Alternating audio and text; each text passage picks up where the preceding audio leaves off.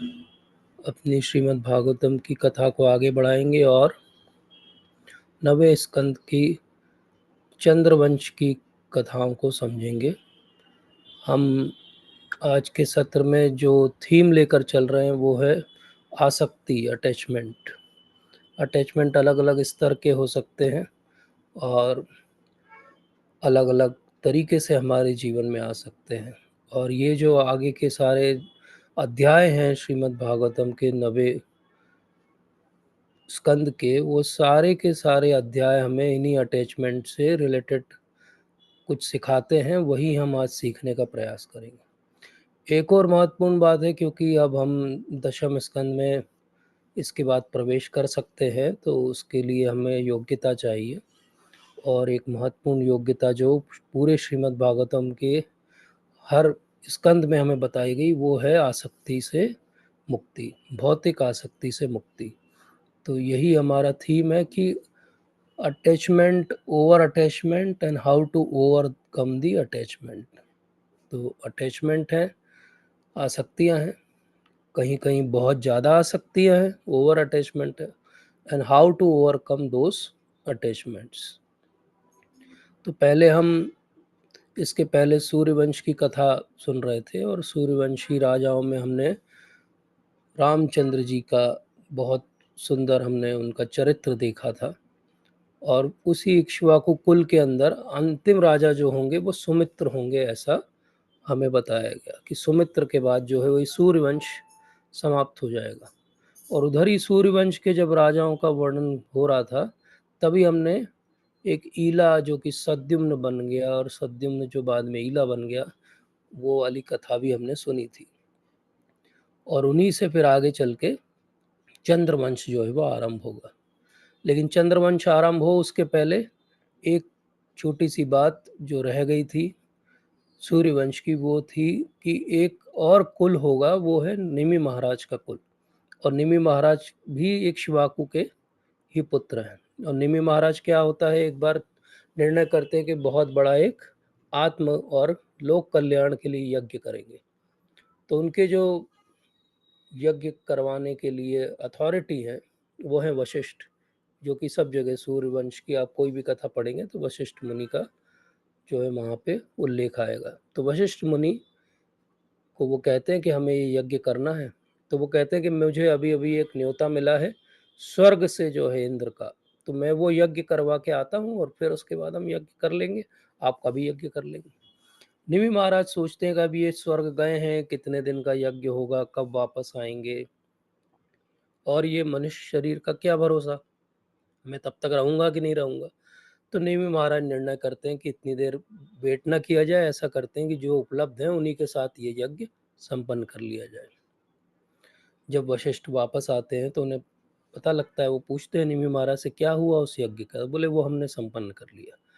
ये सुनते ही वशिष्ठ बहुत क्रोधित हो जाते हैं, और क्रोधित होकर वो क्या कहते हैं, वो कहते हैं कि मैं तुम्हें श्राप देता हूँ कि ये तुम्हारा भौतिक शरीर जिससे तुमने ये निर्णय लिया कि यज्ञ तुम मेरे बिना भी कर सकते हो, वो नष्ट हो जाए। और निमि महाराज की टेक्निकली कोई यहाँ मिस्टेक नहीं थी, जैसे अमरीश महाराज की कोई मिस्टेक नहीं थी जब वो दुर्वासा मुनि के लिए वेट करते हुए थोड़ा सा चरणामृत पी लेते हैं। तो क्योंकि उनकी कोई गलती नहीं थी, और वो भी बहुत बड़े जो हैं आध्यात्मिक व्यक्ति थे, उन्होंने भी इनको प्रति श्राप दे दिया, उन्होंने भी श्राप दे दिया। उन्होंने कहा कि आपका भी शरीर जो है वो ऐसे ही नष्ट हो जाएगा। इस तरीके से दोनों का शरीर नष्ट हो गया। अब बाद में मित्र और वरुण की सहायता से वशिष्ठ को तो अपना शरीर वापस मिल गया। और ब्राह्मणों ने जब निमि महाराज को कहा कि अब आपकी तो ये आध्यात्मिक शरीर है, आपके लिए भी कुछ भौतिक शरीर की हम व्यवस्था कर देते हैं, तो वो कहते हैं कि नहीं नहीं, मैं इस आध्यात्मिक शरीर में ही प्रसन्न हूँ, क्योंकि मुझे भौतिक शरीर के जो बंधन है और उसके कारण मैं भगवान की सेवा में नियुक्त नहीं हो पाता हूँ, इसलिए मुझे वो शरीर नहीं चाहिए।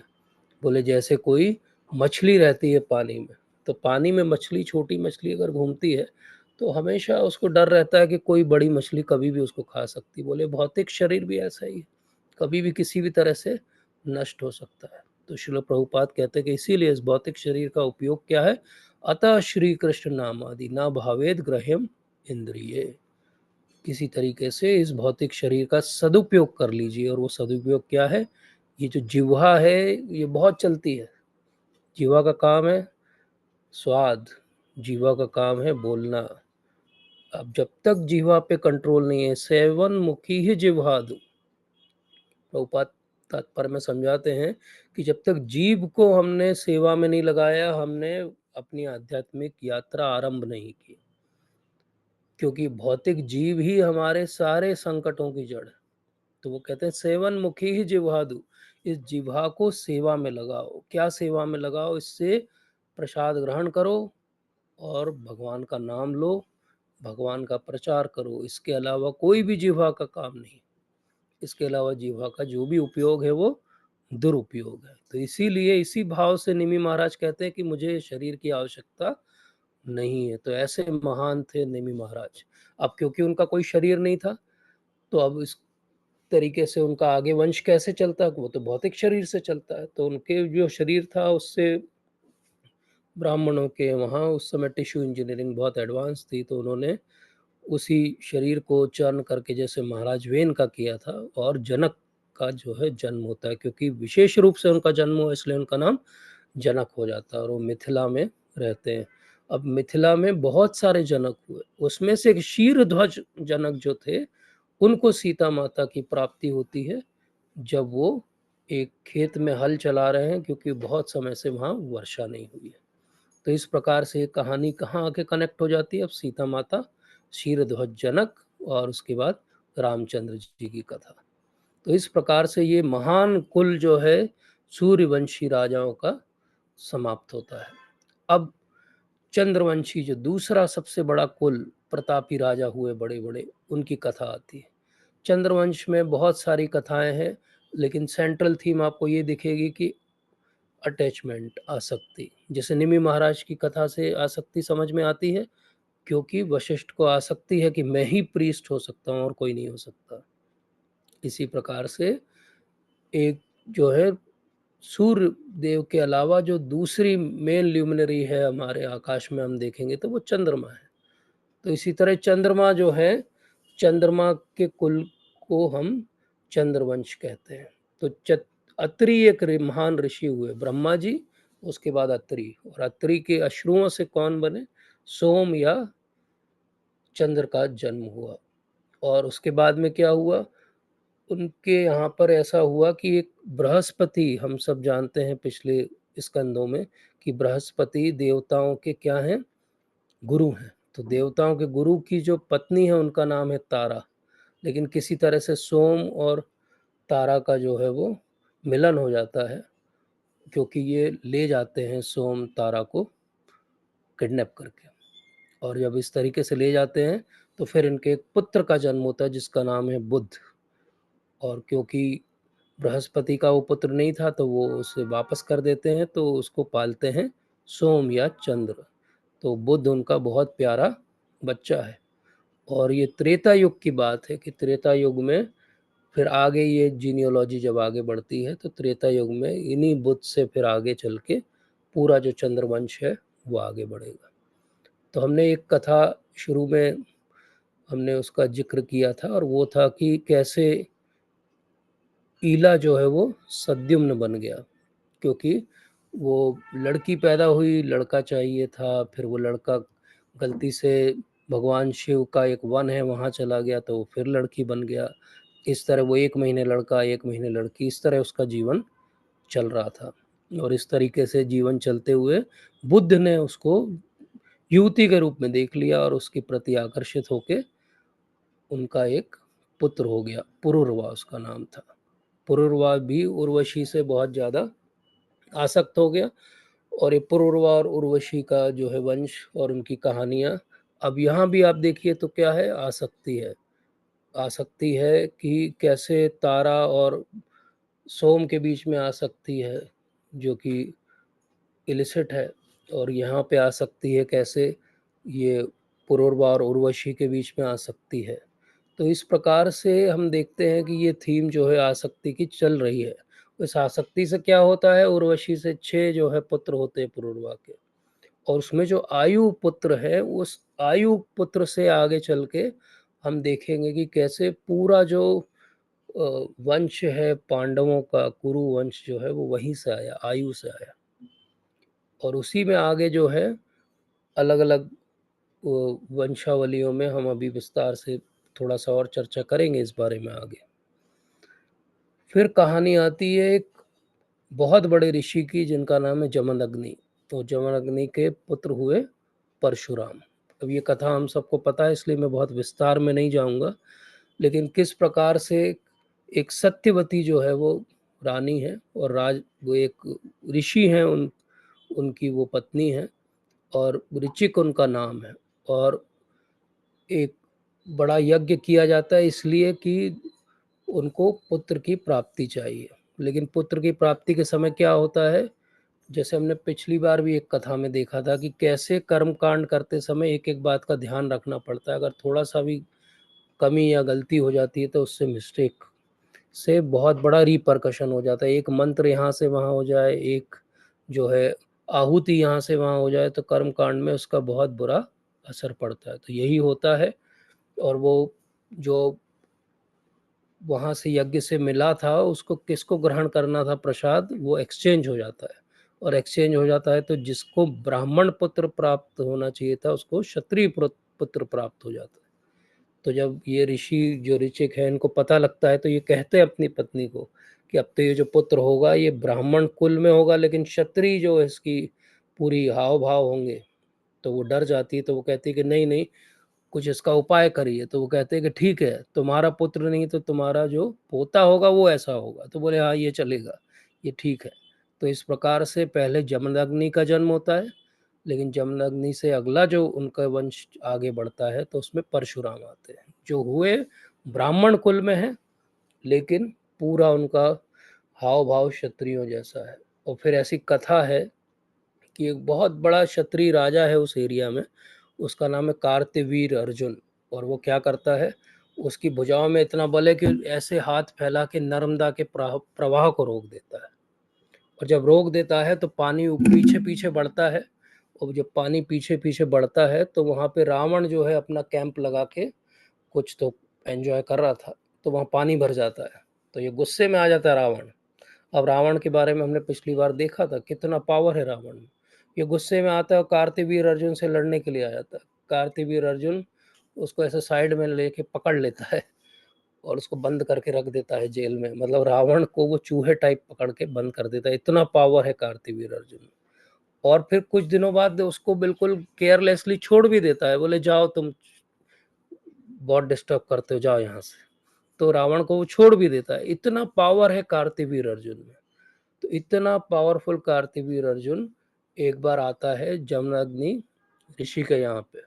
और जब वो देखता है कि इतनी अच्छी आओ भगत ऋषि कर रहे हैं मेरी, तो ये बोले इतना ओपुलेंस, इतना ऐश्वर्य तो मेरे घर पे भी नहीं है, मैं राजा हूँ। बोले पता करो ये कहाँ से आती सप्लाई सारी, ज़ोमैटो से आती है कि स्विगी से आती है। तो पता चलता नहीं, ज़ोमैटो स्विगी से नहीं आती है, उनके पास एक कामधेनु गाय है, जो बोला जाए वो मिल जाता है। बोले तो चलो इस कामधेनु को पकड़ लेते हैं। अब कामधेनु को वो किडनैप करके ले जाते हैं। तो ऐसा होता है कई बार, आप अपना ऐश्वर्य किसी को दिखाओ तो वो प्रसन्न होने और आपकी आओ भगत से आपको कुछ अच्छा करने की बजाय हो सकता है कि वो आपके ही शत्रु बन जाए। ऐसे द्वेषी लोग भी दुनिया में होते हैं। तो अब जब ऐसा हो जाता है तो परशुराम को पता लगता है, तो परशुराम बहुत क्रोधित होकर जाते हैं और एक बड़ी लड़ाई होती है और अंत में कार्तिवीर अर्जुन को मार के और कामधेनु गाय को छुड़ा के आ जाते हैं। तो उनके पिताजी को पता लगता है कि ये तो राजा को ही मार के आ गए गाय के चक्कर में। तो कहते कि अरे राजा जो है भगवान का प्रतिनिधि होता है, तुम्हें ऐसा नहीं करना चाहिए था। तो बोले पिताजी अब तो हो गए, आप क्या करें। तो बोले ठीक है, तुम कुछ तप वप करो और इससे जो है भगवान को प्रसन्न करो और भगवान तुम्हें क्षमा करेंगे तुमने जो किया है। तो बोले ठीक है, मैं ऐसा ही करता हूँ। तो ये तप में बैठ जाते हैं। और इस बीच में कहानी बहुत लंबी है, लेकिन शॉर्ट में ऐसा होता है कि वो कार्तिवीर अर्जुन के जो बच्चे हैं, लड़के हैं, बहुत सारे हैं। और उन सबको अच्छा नहीं लगता कि हमारे पिताजी का वध कर दिया परशुराम ने। तो वो आते हैं और इनके पिताजी का वध कर देते हैं। अब पिताजी का वध कर देते हैं, इनको पता लगता है परशुराम को, तो पहले जाके वो सबको मारते हैं और उसके बाद अपने तप बल से अपने पिताजी को फिर से जीवित कर देते हैं। इस प्रकार से हम देखते हैं कि ये एक प्रतिशोध की भावना चल रही है। एक जनरेशन से ये प्रतिशोध की भावना दूसरी जनरेशन में आ गई। कार्तिवीर अर्जुन के बच्चे भी जो हैं वो इसी प्रतिशोध की भावना में जल रहे हैं और इसी प्रतिशोध की भावना में वो कर रहे हैं कि हम सबका वध कर देंगे। तो ऐसी प्रतिशोध की भावना कब जागृत होती है? जब हमारी बहुत ज़्यादा आसक्ति हो जाती है। जब हमारी ऐश्वर्य से, हमारे बल से, हमारे जीवन में जो भी हमें सुविधाएँ मिली हैं उससे जब बहुत आसक्ति हो जाती है और उन चीज़ों को कोई छीनना चाहता है, तो वो आसक्ति, अटैचमेंट, ओवर अटैचमेंट के कारण हम उसके बैरी बन जाते हैं जो हमसे वो चीज़ें छीन रहा है। जबकि हम ये नहीं समझ पाते कि वो मिली भी हमारे पुराने प्रारब्धों के कारण थी और जा भी हमारे पुराने प्रारब्धों के कारण है। जो व्यक्ति हमसे दिख रहा है छीनते हुए, वो तो उस प्रारब्ध की एक कठपुतली है। वो तो केवल हमारे लिए ऐसा करने के लिए आया है, सामने का चेहरा है, लेकिन कारण वो नहीं है। कारण कौन है? अगर ध्यान से समझेंगे तो कारण हम स्वयं हैं। पर ये प्रतिशोध की भावना चलती रहती है और हम देखते हैं भारत में भी बहुत सारे ऐसे स्थान हैं विशेष रूप से, जहाँ पे कई-कई जनरेशन से लोगों की लड़ाइयाँ चल रही हैं। अगर आप कभी कोर्ट वोर्ट में पता करेंगे, तो आपको पता चलेगा 2-2 3-3 जनरेशन से कोई टाइटल डीड, कोई प्रॉपर्टी का डिस्प्यूट चले ही जा रहा है। क्यों चले जा रहा है? क्योंकि वो भावना ही व्यक्ति की ऐसी हो गई कि बस हम तो कंट्रोलर हैं। चाहे वो लोग जो थे सो कॉल्ड कंट्रोलर वो कब के मर चुके हैं 2-3 जनरेशन पहले, लेकिन लड़ाइयाँ जैसे कॉर्पोरेट राइवलरीज़, जैसे प्रोफेशनल राइवलरीज़ चलती रहती, कई जनरेशन तक चलती रहती। और इधर फिर एक बहुत विशेष कथा आती है परशुराम की और जमदग्नि की। और वो कथा ये है कि रेणुका जो है जमदग्नि की पत्नी है, परशुराम जी की माँ है। और एक बार ऐसा होता है कि जमदग्नि बहुत क्रोधित हो जाते हैं उन पे, तो वो कहते हैं अपने पुत्रों को कि मार दो इसको। तो सारे पुत्र जो है मना कर देते हैं। परशुराम जो हैं वो जब आते हैं तो जमदग्नि इतने क्रोध में हैं कि वो कहते हैं कि अपनी माँ का वध कर दो, अपने भाइयों का भी वध कर दो। परशुराम इतने आज्ञाकारी बालक जैसे व्यवहार करते हैं और वो सबका वध कर देते हैं। और फिर उसके बाद पिता उनके प्रसन्न हो जाते हैं, तो प्रसन्न होके बोलते हैं कि अच्छा, माँगो क्या माँगना है, क्या वर माँगना है? तो बोले इन सबको वापस जीवित कर दीजिए और इनको कुछ भी याद ना रहे ऐसा कर दीजिए। तो इस प्रकार से परशुराम बहुत बौद्धिक भी हैं, लेकिन उन्हें ये पता है कि हाँ, मेरे पिताजी के पास इतना पावर है कि वो वापस जीवित कर सकते हैं। इसका अर्थ ये नहीं कि कोई किसी को ऐसा गलत सलाह दे, तो हम भी बोले अभी सुन के आए हैं लाइए किसको मारना है। नहीं, सामने वाले को वापस जीवित करने का अगर पावर है तो ही ये कथा आप अपने जीवन में अप्लाई करिए, नहीं तो शांति से रहिए, अहिंसा परम धर्म है, लड़ाई झगड़ा नहीं सीखना है। लेकिन ये है कि परशुराम जी, क्योंकि कार्तिवीर अर्जुन और उनके पुत्रों ने बहुत उन्हें प्रताड़ित किया था, तो वो प्रण ले लेते और 21 बार धरती से सारे क्षत्रियों का विनाश कर देते हैं। तो इस प्रकार से ये एक्सेस अटैचमेंट देखिए आप कैसा है। क्षत्रियों का एक्सेस अटैचमेंट क्या है? कार्तिवीर अर्जुन उनके पुत्रों का वो प्राइड, पावर। और परशुराम जी भगवान के अंश अवतार हैं, लेकिन उनका भी अटैचमेंट इस लीला में कैसा है कि हाँ, पिताजी ने जो कहा है वो सही है, जो वो कहेंगे वो मैं करूँगा। वहाँ पे श्रील प्रभुपाद तात्पर्य में और श्लोक में भी ये बात आती है कि अलग-अलग ग्रेड के पुत्र होते हैं और अलग-अलग तरीके से कुछ फर्स्ट क्लास पुत्र होते हैं जो बिना बोले समझ जाते हैं बात। तो कुछ बिल्कुल थर्ड, फोर्थ क्लास होते हैं जिनको बोला जाए तो भी नहीं करते हैं। आजकल जो है ये थर्ड, फोर्थ क्लास की ब्रीड जो बढ़ती जा रही है। अब अगली अटैचमेंट की कहानी हम सुनते हैं और वो है बहुत ही इंटरेस्टिंग कथा है। वो है शर्मिष्ठा, ययाति, देवयानी और शुक्राचार्य की कथा। तो शुक्राचार्य की एक पुत्री है और उस पुत्री का नाम है देवयानी। और देवयानी की एक फ्रेंड है, उसका नाम है शर्मिष्ठा। दोनों बहुत अच्छी दोस्त हैं, साथ में रहती हैं। जो शर्मिष्ठा है वो राजा की पुत्री है और देवयानी जो है वो शुक्राचार्य की पुत्री है। शुक्राचार्य उनके यहाँ पे ऐसा समझिए कि खुद ही वो कहेंगे आगे कि मैं सैलरी पे रहने वाला व्यक्ति हूँ। तो इस प्रकार से दोनों साथ में एक जगह आखेट करने जाती हैं और वहाँ पे ऐसा होता है कि गलती से ड्रेस जो है वो एक्सचेंज हो जाती है। तो ये शर्मिष्ठा का जो एटीट्यूड है वो बहुत क्रोधी स्वभाव है उसका, बहुत ज़्यादा क्रोधी स्वभाव है। तो देवयानी गलती से शर्मिष्ठा के कपड़े पहन लेती है और उस पे क्रोधित होके वो उसे कुएँ में धकेल के घर आ जाती है। अब कुएँ में धकेल के आ जाती है तो विधि का ऐसा विधान होता है कि वहीं पे राजा जो है ययाति आखेट करने आते हैं और वो उन्हें आवाज़ पुकार सुनाई देती है और वो उसे बचा लेते हैं। तो कौन बच गया? देवयानी को किसने बचा लिया? ययाति ने। शर्मिष्ठा जो है वो घर चली गई। अब शुक्राचार्य को जब ये पता लगता है कि ये राजा की लड़की ने ऐसा दुर्व्यवहार किया है मेरी लड़की के साथ, और शुक्राचार्य को अपनी लड़की पे बहुत आसक्ति है, अटैचमेंट है, तो उस अटैचमेंट के कारण वो बहुत क्रोधित है। राजा समझ जाते हैं कि अब अगर मैं इनके सामने गया तो ये कुछ ना कुछ श्राप दे देंगे, तो वो हाथ जोड़ के पहुंचते हैं उनके पास, कहते हैं कि जो आपकी आज्ञा हो वो मैं पूरी करूंगा। तो वो बोलते हैं कि ठीक है। देवयानी का विवाह जो है वो ययाति के साथ हो रहा है और जैसा देवयानी चाहे वैसा व्यवहार शर्मिष्ठा के साथ किया जाए। तो पूछते हैं कि क्या आपकी आज्ञा है? तो देवयानी कहती है कि शर्मिष्ठा मेरे साथ नौकरानी बन के चलेगी। तो देखिए एक छोटा सा जो दुर्व्यवहार आपस में हुआ, उससे पूरा जीवन भर का उनका जो अच्छा संबंध था वो भी समाप्त हो गया और अब आगे के लिए इतना कष्ट भी हो गया। लेकिन शुक्राचार्य बहुत बुद्धिमान है, वो समझ जाते हैं कि अगर ये साथ में जाएगी तो ये क्षत्रिय है, जो शर्मिष्ठा है राजा की लड़की है, और ये जो विवाह हो रहा है ये तो मेरी पुत्री ब्राह्मण की पुत्री है। तो क्षत्रिय क्षत्राणी जो है वो विशेष रूप से आकर्षित कर ही लेगी ययाति को, और वो कहते हैं कि ययाति आप इनसे अट्रैक्ट नहीं होना। ययाति भी कहते हैं जी sir, I will follow your advice. लेकिन जैसा होता है वैसा ही होता है, और जब वो अट्रैक्शन आसक्ति हो जाती है और जब देवयानी को ये पता लगता है तो वो फिर पहुंच जाती है शुक्राचार्य के पास रोते हुए, क्योंकि लाडली पुत्री है उनकी।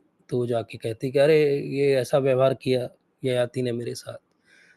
वहीं से शुक्राचार्य उसे श्राप दे देते हैं, और श्राप क्या दे देते हैं कि तुम इनवैलिड हो जाओ, तुम बूढ़े हो जाओ, तुम वृद्ध हो जाओ। जब ऐसा श्राप सुनते हैं ययाति तो भागे भागे जाते हैं, बोलते कि कुछ तो इसका उपाय बताइए। तो बोलते हैं ठीक है, अगर तुम्हारे पुत्रों में से कोई या कोई भी व्यक्ति अपनी आयु और युवा अवस्था तुम्हें दे दे तो तुम थोड़े दिन और एंजॉय कर सकते। तो वो सबके पास जाते हैं, कोशिश करते हैं, लेकिन कोई भी एग्री नहीं होता है। जो सबसे बड़े पुत्र हैं उनके यदु, वो तो फ्लैटली रिफ्यूज कर देते हैं। जब ऐसा होता है तो उनको समझ में नहीं आता कि क्या करें, लेकिन उनके जो सबसे छोटे पुत्र हैं वो तैयार हो जाते हैं। वो कहते हैं कि ठीक है, मैं आपको अपनी आयु देने के लिए तैयार हूँ। जब ऐसा हो जाता है तो ये फिर से यंग हो जाते हैं। बहुत लंबे समय तक ये आसक्ति के कारण देवयानी के साथ भोग विलास करते हैं, और फिर उसके बाद वो कहते हैं कि एक दिन उनको एकदम से रियलाइजेशन होता है। और क्या रियलाइजेशन होता है कि हजारों साल तक मैंने भोग विलास किया, लेकिन इससे मुझे मिला क्या? इससे तो अच्छा होता कि मैं जीवन में इस आसक्ति से बाहर आ जाता जब मुझे मौका मिला था, जब मुझे श्राप मिला था। तो सोचते हैं कि ये आसक्ति उस दिन मेरी समाप्त हो सकती थी, लेकिन मैंने तो और उल्टा किया। मैंने तो अपने पुत्र की आयु जो है अपने ऊपर ले ली और एन्जॉय करता रहा। कितनी गलत बात मैंने की। तो वो एक अपनी वाइफ़ को, देवयानी को, एक कथा सुनाते हैं, और उस कथा में वो बताते हैं, अपनी बात बता रहे हैं, लेकिन वो कहते हैं कि कैसे मैं अट्रैक्ट हुआ, कैसे मुझे श्राप मिला और क्या हुआ। तो अंत में फाइनली वो एक्सेप्ट कर लेते हैं कि ये मेरी आसक्ति गलत थी, और वो निर्णय करते हैं कि वो वानप्रस्थी हो जाएंगे और आसक्ति छोड़कर अपने जीवन में अच्छे से भगवान के चरणों में जाएंगे। तो इस प्रकार से हम देखते हैं कि uncontrolled lust, uncontrolled, unrestricted, unnecessary, unfavourable, ये सारी चीज़ें आती है आसक्ति के साथ में। और आसक्ति एक जगह पे रुकती नहीं है। कई लोग कहते हैं, आजकल संसार में बहुत प्रचलित भी है ये, कि आप इतना एन्जॉय करो, इतना एन्जॉय करो, इतना एन्जॉय करो कि एक दिन उस एन्जॉयमेंट से आपका मन भर जाएगा, और जिस दिन भर जाएगा उस दिन समाधि में पहुंच जाओगे आप। और यहीं इसी धरती से एक व्यक्ति हुए हैं ऐसे, जिन्होंने इसका प्रचार पूरे संसार में किया, और बहुत सारे उनके एजुकेटेड और बहुत इन्फ्लुएंशियल लोग फॉलोवर हैं, और उन्हें लगता है कि हाँ, हम इतनी आसक्ति इतनी बढ़ाएंगे, इतनी बढ़ाएंगे, इतनी बढ़ाएंगे, एक दिन उसी आसक्ति से हमें विरक्ति आ जाएगी। लेकिन आप एक अग्नि के अंदर अगर पेट्रोल, ऑयल, घी कुछ भी डालते रहेंगे, डालते रहेंगे, डालते रहेंगे, तो क्या किसी दिन अग्नि बुझ जाएगी?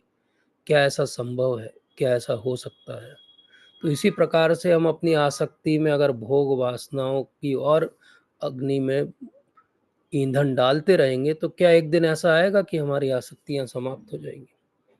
ऐसा होता तो हर व्यक्ति जो एक उम्र पे आता, वृद्ध होता, तो उसकी आसक्तियां समाप्त हो जाती।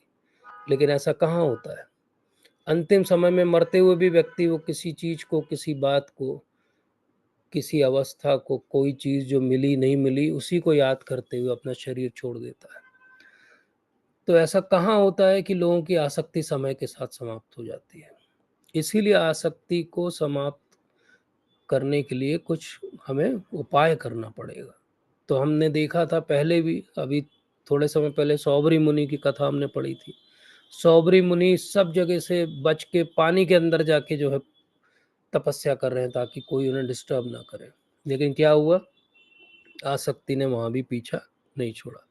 तो कोई कहे कि मैं जंगल में चला जाऊँगा, तो भरत महाराज तो जंगल में ही थे, लेकिन उनकी हिरण से आसक्ति हो गई। तो क्या जंगल में जाने से हो जाएगा? क्या पानी के अंदर चले जाने से हो जाएगा? क्या हवा में उड़ने से हो जाएगा? क्या राजमहल में रहने से हो जाएगा? कि झोपड़ी में रहने से हो जाएगा? तो ये बड़ी बात है कि आसक्ति कैसे समाप्त होगी?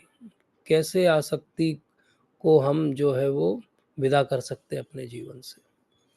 तो इस बारे में हम समझते हैं रंती देव की कथा से। रंती देव ने बहुत लंबे समय, करीब 40 दिन से ज़्यादा एक फास्ट किया, और निर्जला थे वो।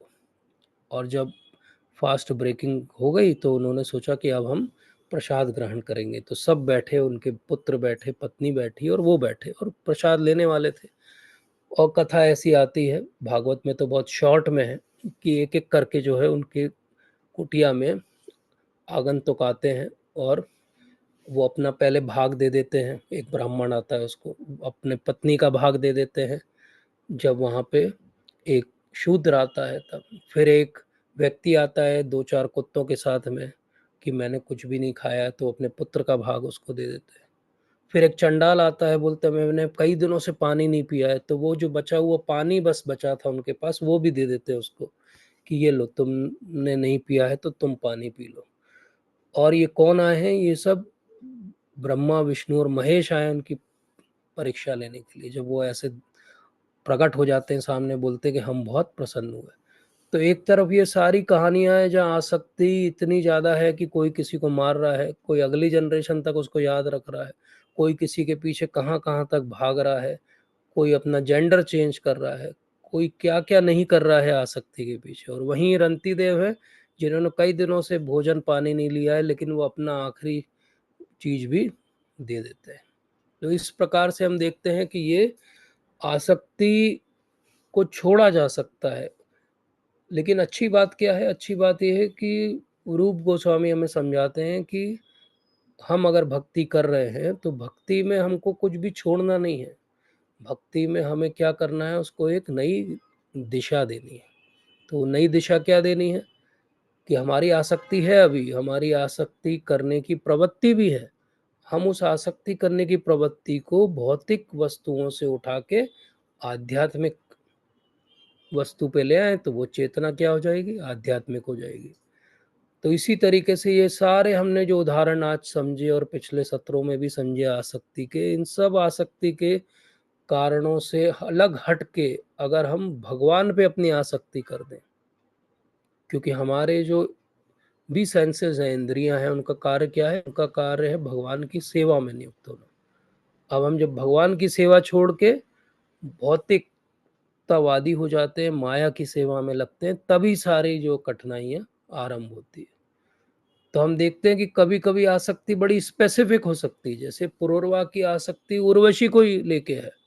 इवन वहाँ पे उर्वशी की एक प्रतिकृति बना के उसको दे दी जाती है, तो वो उसके प्रति आकर्षित नहीं है। वो फिर भागता है कुरुक्षेत्र की तरफ कि कहाँ उर्वशी मुझे मिलेगी। तो कभी-कभी आसक्ति ऐसी स्पेसिफिक हो सकती है, तो कभी-कभी जनरल आसक्ति हो सकती है कि बस मुझे भोग विलास करना पसंद है। भगवत गीता में भगवान ने हमें बहुत महत्वपूर्ण सूत्र दिया है आसक्ति को लेकर। जब भी आसक्ति मन में जागे या आसक्ति की बात कहीं आपको समझनी हो तो क्या करना चाहिए? ध्यायतो विषयान पुंसा संगत शेष उपजायते, संगात संग जायते कामा, कामात क्रोधो भी जायते। अब आप ये नवम स्कंद में जितनी हमने कथाएं देखी, अगर आप ये श्लोक लगा के देखेंगे तो बिल्कुल फिट बैठ जाएगा। क्यों क्रोधी हो रहे हैं लोग? क्योंकि उनकी इच्छा पूर्ति नहीं हो रही है। क्यों आसक्त हो रहे हैं? क्योंकि ध्यायतो विषयान पुंसा, ध्यान उनका किस पर है? ध्यान उनका उस वस्तु पे है जो उन्हें आसक्ति जागृत करने में सहायता करती है। अगर वहां से ध्यान हटा लेते तो निरासक्त हो जाते। जैसे इवन पुरुरवा और उर्वशी शायद सबसे बड़े टेम्पलेट हैं आसक्ति के पूरी भागवतम के अंदर, लेकिन फिर भी हम आगे चलेंगे जब 11th कैंटो में, तो एल गीता करके पूरा भगवान खुद बोलेंगे कि ईला के रूप में जब उनको रियलाइजेशन हो गया पुरुरवा को, तो वो अंत में बोलते हैं कि मैंने कितना समय उर्वशी के पीछे भागने में अपना नष्ट कर दिया, इतना समय और एनर्जी में भगवान में लगाता तो क्या होता। और ये कथा या ये एल गीत केवल उनका नहीं है, ये एल गीत हम सबका भी है। हम सबको भी यही भावना अपने अंदर जागृत करना चाहिए कि हाँ, मेरे अंदर भी जो है वो आसक्ति जागृत हो रही, तो आसक्ति को नष्ट कैसे किया जाएगा? आसक्ति को नष्ट केवल भगवान की भक्ति करके किया जा सकता है। तो इसीलिए कहा गया कि जो कामदेव या आसक्ति आती है, वो आसक्ति कैसे आती है? वो अटैचमेंट कहाँ से आता है? चक्षु राग से आरंभ होता है। ध्याय तो विषयान पुंसा, मोस्टली नेत्रों से आरंभ होता है। देखने के बाद हम अट्रैक्ट होते किसी पे, और फिर उसके बाद धीरे धीरे धीरे धीरे वो आसक्ति का जो तीर हैं अलग अलग कामदेव के, वो अलग अलग तरीके से चलते हैं, और अंत में जो है वो व्यक्ति पागल भी हो सकता है, मृत्यु को भी प्राप्त हो सकता है, शेमलेस भी हो सकता है, कुछ भी हो सकता है। तो ये आसक्ति बहुत व्यक्ति को कठिनाई में डाल सकती है। इसीलिए हमें इस सारी आसक्ति से बाहर निकलना है।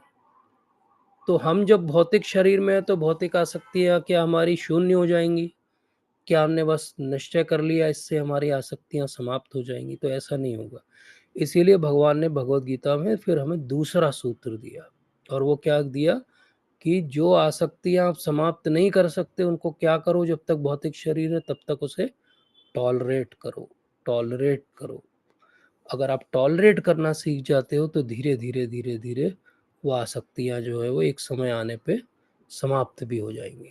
इसलिए बहुत इम्पोर्टेंट है कि हम अपनी आसक्तियों को कंट्रोल करें, और इसीलिए बहुत महत्वपूर्ण है कि हमको अगर दशम स्कंद में प्रवेश करना है और हमारी भौतिक आसक्तियाँ बनी हुई हैं, तो जब हम भगवान की वो जो गुह्य लीलाएँ हैं, रास पंचाध्याय है, जब उसको हम सुनेंगे तो हमें क्या लगेगा कि ये तो सिंपल एक गर्लफ्रेंड बॉयफ्रेंड का अफेयर चल रहा है। और जब ऐसा लगेगा तो क्या होगा? हमसे अपराध हो जाएगा। इसलिए पूरे 9 स्कंद का कार्य क्या है? पूरे 9 स्कंद का कार्य है हमें ये बताना कि भगवान कितने महान हैं। जो बात हमने बहुत शुरू के स्कंद में भी की थी, फर्स्ट कैंटो में भी की थी। If you realise the greatness of God, then you will relish the sweetness of Lord. अगर आपको भगवान की महानता का परिचय होगा तो उनकी एक एक बात की महत्व आपको समझ में आएगा। जैसे भौतिक जीवन में भी हम देखते हैं कि कोई महान व्यक्ति एक छोटा सा भी काम करता है तो वो अखबार की सुर्खी बन जाता है।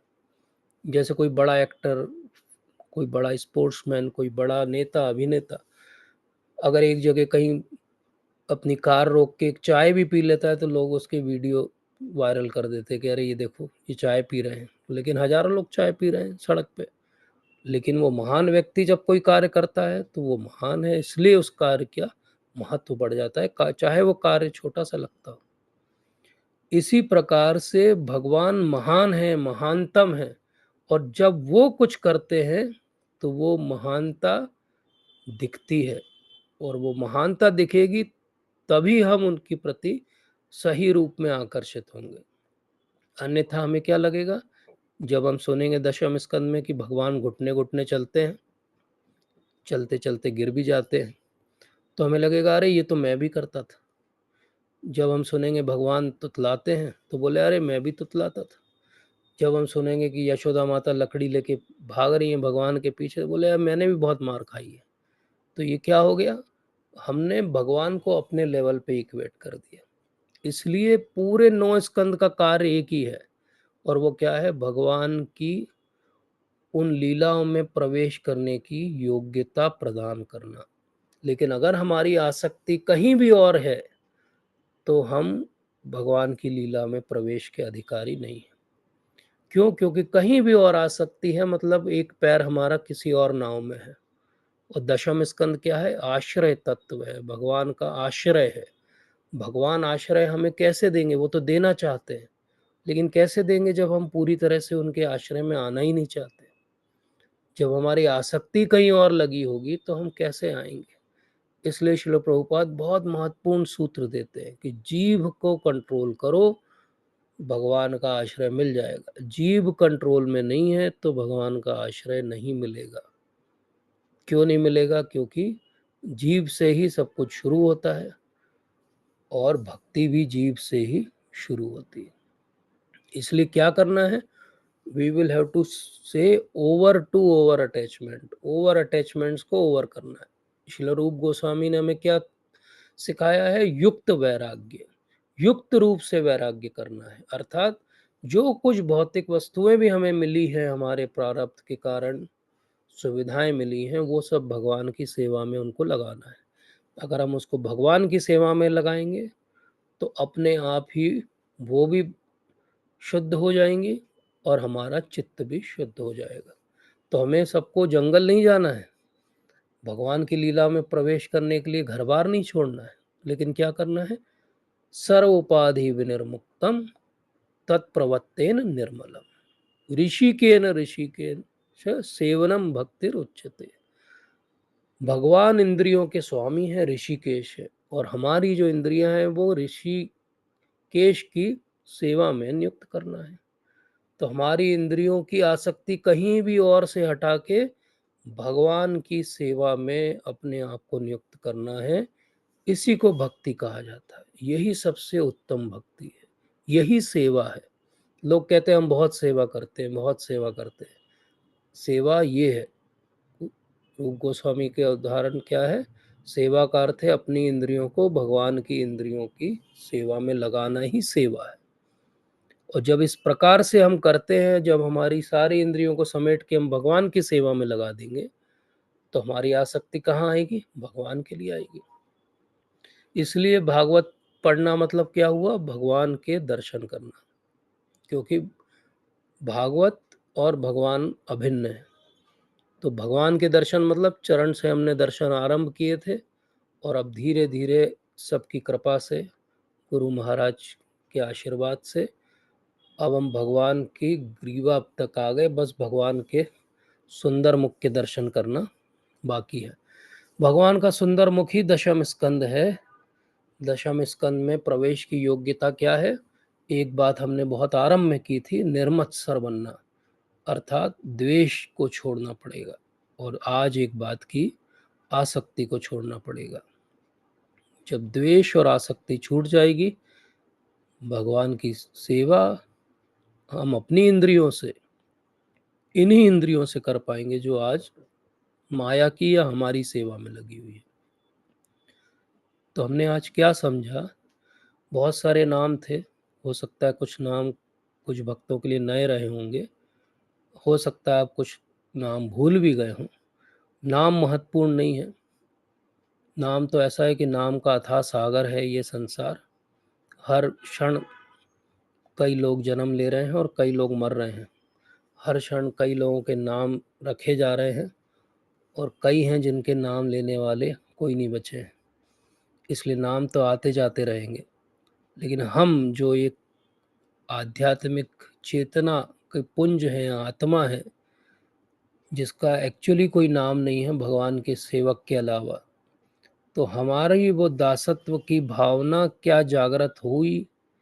क्या सच में हमने दशम स्कंद में प्रवेश की पात्रता पाई? ये हम सबको अपने अपने हृदय में झांक के देखना पड़ेगा। एक बात है कहानी के रूप में भागवत को पढ़ना सुनना, वो भी बहुत अच्छा है, कोई इसमें शंका नहीं है, रियली बहुत अच्छा है।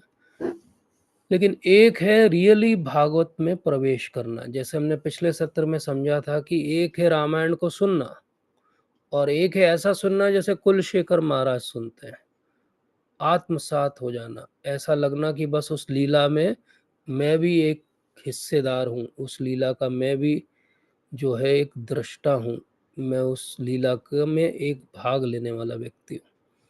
तो वो भावना जागृत होना दशम स्कंद के लिए, उसके लिए सारे 9 स्कंद में जो भी हमने सीखा है, उस सब की आवश्यकता हमें पड़ेगी। इसलिए मेरी हाथ जोड़ के सबसे विनती है और बहुत विनम्र विनती है कि हम में से जो भी जिसके भी जो भी सत्र छूट गए हों, पिछले किसी भी कारण से हम ना आ पाए हों, कृपा करके प्रयास करिए कि अब हम उन सत्रों को सुन लें। एक और विनती है कि हमने इन सारे सत्रों में, ये 60th सेशन है हमारा भागवत का, इन 60 सेशंस में हमने बहुत सारी टीचिंग्स अपने लिए ग्रहण की होगी, सबके लिए वो अलग अलग होंगी। आपको वो कहीं शेयर भी नहीं करना, लेकिन अपने लिए कम से कम 10-15 ऐसी चीज़ें लिखिए, सीरियसली लिखिए कि अगर मुझे दशम स्कंद में प्रवेश करना हो तो ये 15 चीज़ें मुझे अपने अंदर सुधार करनी चाहिए, ये 15 चीज़ें मेरे अंदर आनी चाहिए।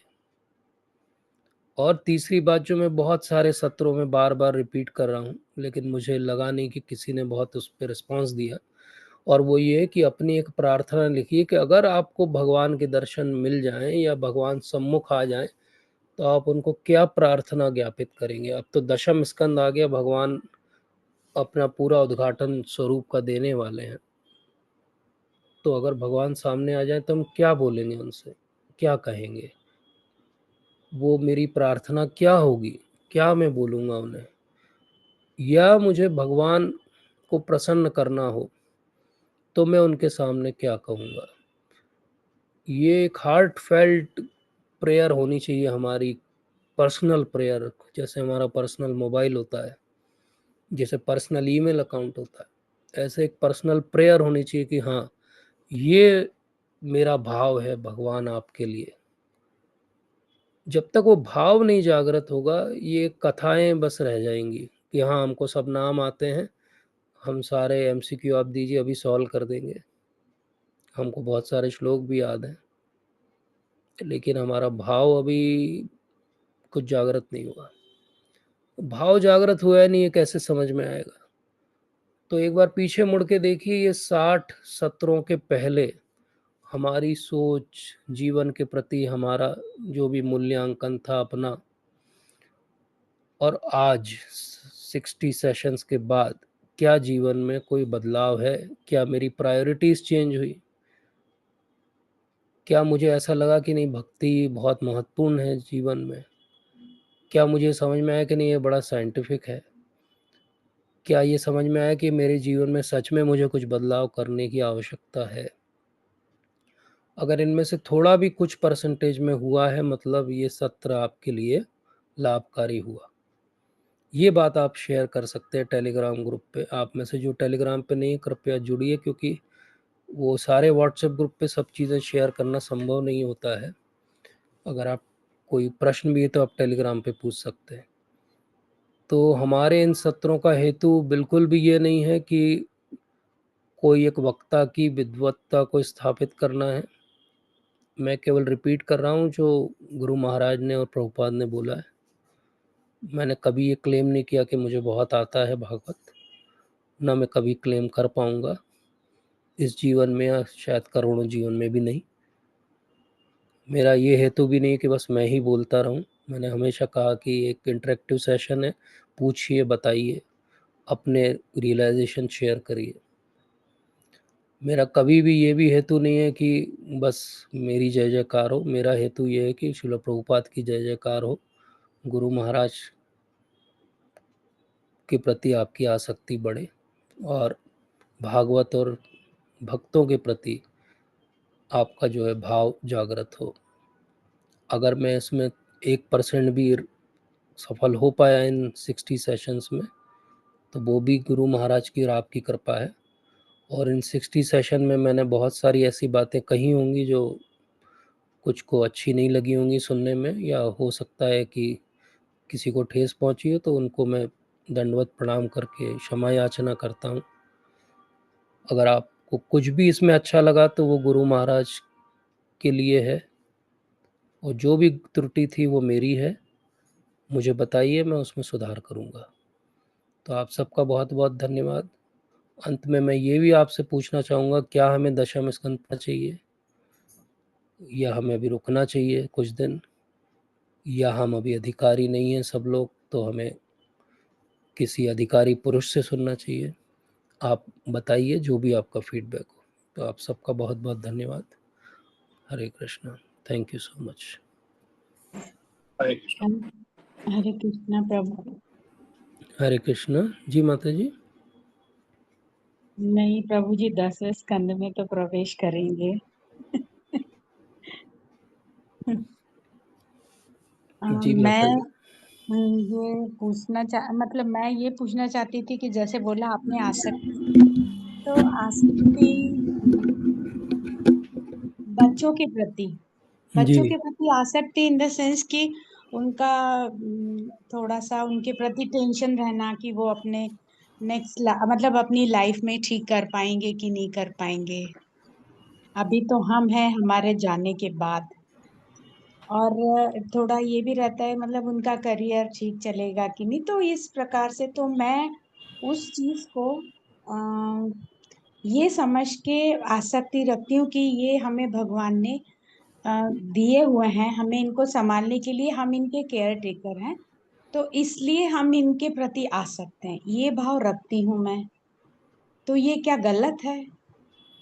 नहीं या माता जी, सही भाव है गृहस्थ के रूप में, लेकिन साथ में ये ध्यान देना चाहिए, क्या हमें उनको हम आध्यात्मिक शिक्षा भी साथ में हाँ, दे रहे हैं? वही मैं आगे यही पूछना चाहती थी कि आध्यात्मिक शिक्षा तो ठीक है, कि हम ये सोच के कि ये हमको भगवान ने दिया है और इनमें भी है, तो ईश्वर तत्व ही परमात्मा के अंश ही हैं, और वो हमको भगवान ने इनको अपने स्वरूप को ही मतलब बेटे के फॉर्म में आए हैं, और वो हम उनको संभाल रहे हैं। तो इसलिए मैंने उस आसक्ति को इस तरीके से डाइवर्ट किया है, और अब थोड़ा टेंशन भी इसीलिए कम हो गया है, और या फिर उनको भी स्पिरिचुअल मार्ग में लाएं और भगवान पर वो थोड़ा ये है कि करते हैं वो अपने लेवल पे, पर उतना तरीके से नहीं कर पाते हैं। जी माता जी, कई बार वो फेजेस रहते हैं। अपना जो पूरा सोसाइटी है वो समहाउ इस तरह से बना है कि लगभग बच्चे का 12-13 साल के बाद अगले 10 साल उसके बहुत स्ट्रगल, पढ़ाई लिखाई इस समय बीतते हैं। इवन उनको स्पिरिचुअल फाउंडेशन हम देते भी हैं, तो वो उस समय समय नहीं दे पाते, लेकिन वो सब लौट के वापस आते हैं और अच्छी भक्ति करते हैं जीवन में। तो उसमें चिंतित नहीं होना चाहिए जब तक वो कोई व्यसनों में ना पड़े, अपने शरीर का और अपनी इंद्रियों का संयम सीखें, तब तक कोई परेशानी नहीं है। हम एक केयरटेकर हैं और हमें बहुत अच्छे से उनकी देखभाल करनी है, और अच्छे संस्कार हमने सब दिए हैं, तो वो अच्छा बीज है तो अच्छा फल भी उसमें आएगा ही, उसमें कोई शंका नहीं है। अब हमें भी अधीर नहीं होना चाहिए, वो फल लगने का जब समय आएगा तभी फल लगेगा। लेकिन ओवर अटैचमेंट जो हम आज बात कर रहे थे, उसको थोड़ा-सा समझना चाहिए कि अंत में सबका अपना-अपना प्रारब्ध है। हम सब कुछ चाह के भी उनके लिए सब कुछ नहीं कर सकते। हम क्या जी कर सकते हैं, जैसे हमने पेरेंटिंग के सेशन में एक बात की चर्चा की थी कि हम उनके लिए कहीं हर जगह रेड कारपेट नहीं बिछा सकते, लेकिन हम उनको तैयार कर सकते हैं कि जहाँ काँटे भी होंगे वहाँ कैसे चलना है। जी तो डेफ़िनेटली हमें वो ट्रेनिंग उनको देना चाहिए, और अगर वो ट्रेनिंग हम दे रहे हैं तो वो सारे संकटों से अपने आप भी लड़ लेंगे और हमारी सहायता तो रहेगी उनके साथ में। तो ये ओवर अटैचमेंट नहीं है। ओवर अटैचमेंट तब होता है जब हमें लगे कि नहीं, अब हम 7 पीढ़ी का करके ही जाएँगे, जैसा बहुत हम्म, सारे लोग करते हैं। जी वो ओवर अटैचमेंट है। जब आपकी भक्ति पे आँच आने लगे आपके पारिवारिक कारणों से, तो वो ओवर अटैचमेंट है। अगर आपकी भक्ति सुगमता से चल रही है और साथ में आप बैलेंस करके बाकी सबकी सेवा भी कर रहे हो और उनको भगवान का स्वरूप समझ के कर रहे हो, तो इससे अच्छा क्या हो सकता है? ये तो सबसे सुखद जो है वो अनुभव भी होगा कि साक्षात भगवान देख रहे हो आप सब में। There nothing can be greater than that. ये तो एक्चुअली गृहस्थ जीवन की जो है वो पराकाष्ठा है, प्राप्त करना ऐसा। तो ऐसा भागवत भी हमें सिखाती है। 7वें स्कंद में जब हमने प्रहलाद महाराज के मुख से सुना था, तो उन्होंने यही बताया था हमें कि बिल्कुल यंग एज से जो है भक्ति करना आरंभ करना चाहिए। तो यंग एज से भक्ति कौन आरंभ कर पाता है कलयुग में? वही जिनके माता-पिता भक्ति कर रहे हों। अन्यथा हम्म, तो जब वो पढ़ने बाहर जाएगा, जब उसे एक्सपोज़र मिलेगा, तब उसे समझ में आता है अच्छा भक्ति भी एक चीज़ है, अच्छा मैं भी कर सकता हूँ। तो यंग एज से तो भक्ति वही कर पा रहे हैं जिनके परिवार में भक्ति की पृष्ठभूमि है। तो हम बहुत भाग्यशाली हैं, और आपके सब जो नेक्स्ट जनरेशन है वो भी भाग्यशाली है कि उन्हें इतना सुंदर जो है वो अनुभव मिल रहा है जीवन का। अब ऐसा हो सकता है कि शुरुआत में वो उसकी गंभीरता ना समझें, उसे एक्सेप्ट ना करें, तो कोई प्रॉब्लम नहीं है, समय के साथ वो एक्सेप्ट करेंगे। जैसे हम भी समय के साथ जैसे-जैसे आगे बढ़े जीवन में, हम जी सबको शायद ये अनुभव हुआ होगा कि हमारे माता-पिता ने जो कुछ हमें कहा था सब सही था। जी जब वो कह रहे थे तब कहाँ लगता था। और अब जब हम और आगे बढ़ते जाते हैं तो समझ में आता नहीं, उनकी एक-एक बात जो है वो सही थी। करेक्ट कोई बात उनकी गलत नहीं थी। चाहे हमने उस समय उसको शायद उतनी गंभीरता से या उस तरीके से एक्सेप्ट नहीं किया होगा। बट जी यही मैच्योरिटी हम सब रियलाइज़ करते हैं। मैं हमेशा सोचता हूँ कि जैसे-जैसे व्यक्ति का समय बीतता है जीवन में, माता-पिता के प्रति उसकी कृतज्ञता की भावना बढ़ती जाती है, चाहे वो जी साथ में अब हों या ना हों। और उसका जी कारण बहुत सिंपल है कि टाइम के साथ आप जब उस फ़ेज़ से गुज़रते हो, उन शूज़ में आते हो, जब आपको चलना पड़ता है उन रास्तों में, तो फिर आप पीछे मुड़ के देखते हो कि अरे! मेरे रोल मॉडल मेरे माता-पिता कम जी संसाधनों में और इससे ज़्यादा जटिल परिस्थितियों में और अच्छे से सबको साथ लेके चलते थे। मैं तो कुछ नहीं कर पा रहा हूँ। तो ये सेंस ऑफ ग्रैटिट्यूड हमारे पूर्वजों के लिए, यही सेंस ऑफ ग्रैटिट्यूड हमारी अगली जनरेशन को भी आएगा, चिंता मत करिए। जी वो टाइम आएगा तब आएगा। नहीं ठीक मतलब है? मैंने इसीलिए पूछा कि इस तरीके से आसक्ति को मतलब जैसे हाँ, आपने भी बताया आसक्ति को कि वो इसीलिए रूप डाइवर्ट किस गोस्वामी ने कहा तरीके से युक्त कि वैराग्य। हाँ उन्होंने ये नहीं कहा कि वैराग्य, वैराग्य को उन्होंने बोला एक होता है मर्कट वैराग्य। मार्केट वैराग्य जस वो मरकट वैराग्य जो बंदर जैसा वैराग्य, बंदर भी कपड़े नहीं पहनता है, जंगल में रहता है, लेकिन वो कोई साधु पुरुष नहीं है। हम्म लेकिन वहीं एक युक्त वैरागी है। युक्त वैरागी वो है जो संसार में रह रहा है, समाज में रह रहा है, लेकिन आसक्ति नहीं है उसकी, या उसने एक अपना एक बॉर्डर खींच रखी है, हम्म इतने तक आसक्ति, इसके beyond I have my Krishna and he is with me. जी, ठीक है माता जी। Thank thank you. Hare you Krishna.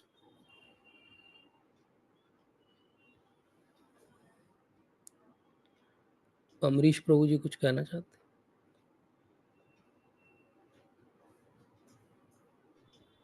Hare Krishna प्रभु जी, धन्यवाद प्रणाम। हरे कृष्ण प्रभु जी, दंडवत प्रभु जी। जी प्रभु जी।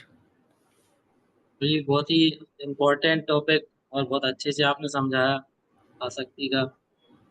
इसमें प्रभु जी अभी मैं ये प्रहलाद महाराज वाला जो पढ़ रहा था, तो जी, उन्होंने आसक्ति के ऊपर से इसमें ये इनका 7th कैंटो का 6वें अध्याय का जो है 11वें से 13वें श्लोक था उनका। तो उसमें उन्होंने बताया था यही कि आसक्ति आप अपनी जो पत्नी से है, बच्चे से है, और वो पेरेंट्स के प्रति अटैचमेंट है, तो वो आप मतलब कैसे हटा सकते हो? नहीं हटा सकते। पर लास्ट में जो परपट में प्रभुपाद जी उसमें लिखते हैं कि जब तक एक गुरु की मजबूत रस्सी से जो है उसका सहारा नहीं मिलेगा, उसके निर्देशों का सहारा नहीं मतलब नहीं लेंगे, तब तक हम उस आसक्ति को नहीं हटा सकते। मतलब वो ये उसमें लास्ट में लिखा था कि जब तक गुरु के निर्देशों की जो मजबूत रस्सी का सहारा मिलेगा तभी आसक्ति जो है। जी प्रभु जी।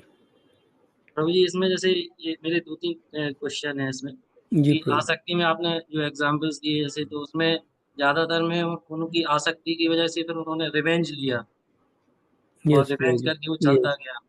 तो यस। प्रभु जी इसमें जैसे दशरथ महाराज हैं, उनका राम के प्रति तो वो अटैचमेंट और प्रेम दोनों ही है।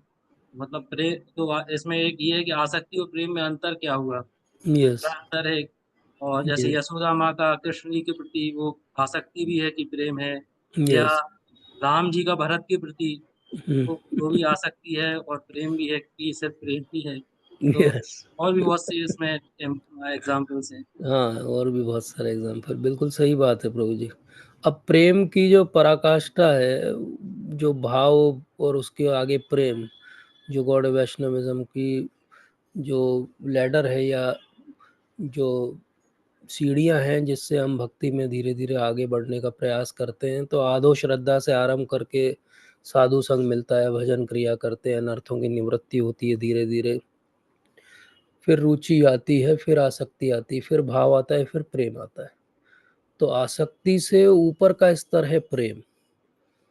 अब आसक्ति जो आज हम चर्चा कर रहे थे वो भौतिक वस्तुओं के, व्यक्तियों के प्रति आसक्ति है, जो हमें परिवर्तन को एक्सेप्ट नहीं करने देती है, वो आसक्ति है। जो हमें रिवेंजफुल बना देती है, जब कोई चीज़ छिन जाती है तो वो आसक्ति है।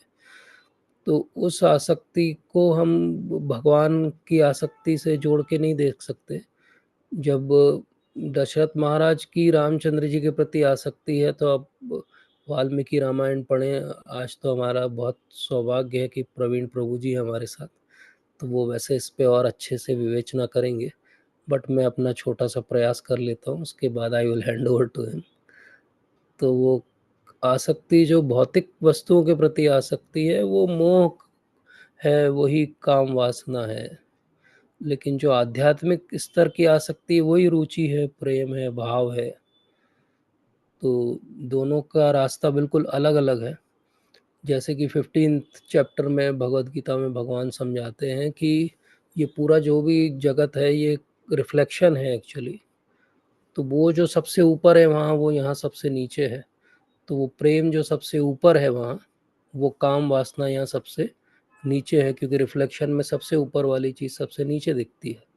तो वो कहते हैं कि जो कुछ हम यहाँ बोलते हैं लोग एक दूसरे को, I love you, I like you, but वो एक्चुअली आई लस्ट यू है वो, क्योंकि वो लस्ट ही है। लस्ट खत्म हो जाती है तो लोग हत्या तक कर देते हैं और बहुत जघन्य अपराध भी कर देते हैं किसी को पाने के लिए लस्ट के पीछे। लव होता तो क्या होता, तो उसकी डेफिनेशन वो देते हैं हमारे गोस्वामी। वो कहते हैं कि जब कई सौ कारण हो, कोई किसी को छोड़ दे और उसके बाद भी वो उसे ना छोड़े, उसको कहते हैं प्रेम। तो राधा रानी के पास कई कारण हैं, वो कह सकती है कि कृष्ण को मैं प्रेम नहीं करूँगी, लेकिन उनके मन में कहीं कोने में भी ये भाव नहीं आता है कभी भी, आज तक नहीं आया, ना आएगा कभी। तो वो प्रेम है। तो भौतिक जीवन में जो भी हम देखते हैं, वो उसका विकृत स्वरूप है जो हम देख रहे हैं। वही भौतिक आसक्ति के रूप में है, वही काम वासना के रूप में है, वही लस्ट है। और जो आध्यात्मिक उसकी पराकाष्ठा है, वो है प्रेम। तो वो इसलिए प्रेम और जो कुछ भौतिकता आसक्ति है, वो बिल्कुल अलग अलग वस्तु है। प्रभुपाद एक जगह परपट में समझाते हैं कि वो इतना ही डिफरेंट है जैसे गोल्ड और रस्टेड आयरन।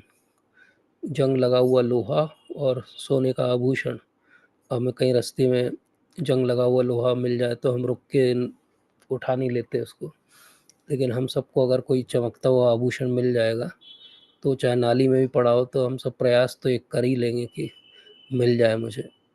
तो इसी प्रकार से वो प्रेम भगवान के प्रति जो है वो इस जीवन में, भौतिक जीवन में किस तरह से दिखता है। तो गुरु महाराज एक बार बता रहे थे कि वो दिखता है सेवा के रूप में।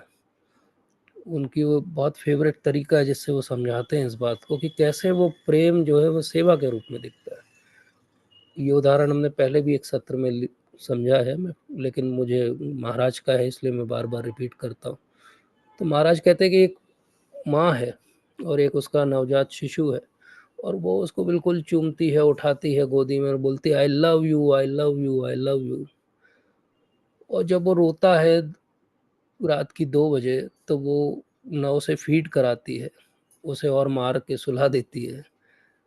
तो कोई कहेगा कि ये कैसा प्रेम है, ये तो प्रेम नहीं है, ये तो बोलने की बात है। क्योंकि प्रेम क्या है? प्रेम मतलब सेवा। प्रेम का अर्थ है कि वो रात की 2 बजे भी उसी प्रसन्नता के साथ उठे और सोचे कि अरे वाह, मेरा बच्चा भूखा है, मतलब स्वस्थ है, मैं उसे फीड कराऊंगी। तो महाराज कहते हैं कि ये प्रेम है। बोले प्रेम क्या होता है? बोले प्रेम वो होता है जहाँ एक वस्तु से संबंधित दिख जाए तो आपको उस व्यक्ति का ध्यान आ जाए। एक उदाहरण देते हैं महाराज एक लेक्चर में, वो कहते हैं कि एक छोटा बच्चा बड़ा हो गया है, अब वो चला गया है पढ़ने के लिए, हॉस्टल चला गया है।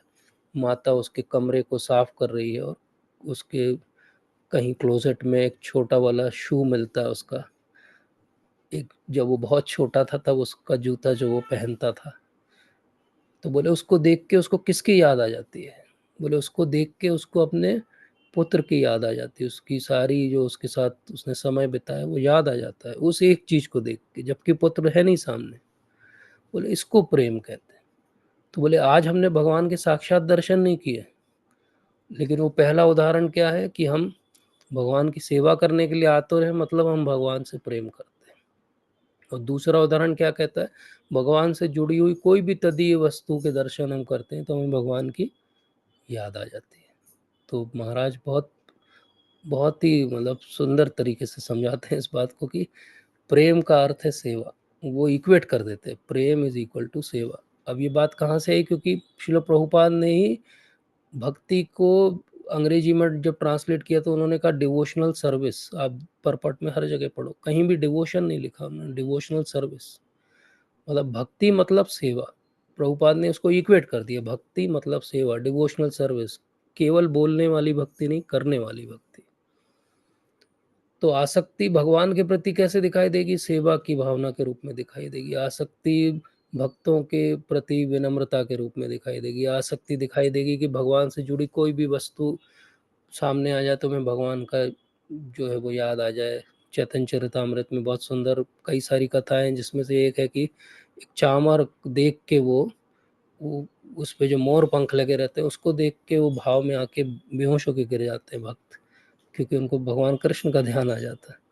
तो ऐसा भाव जो है वो आसक्ति है भगवान के प्रति, और वो आसक्ति आपके अंदर है प्रभु जी।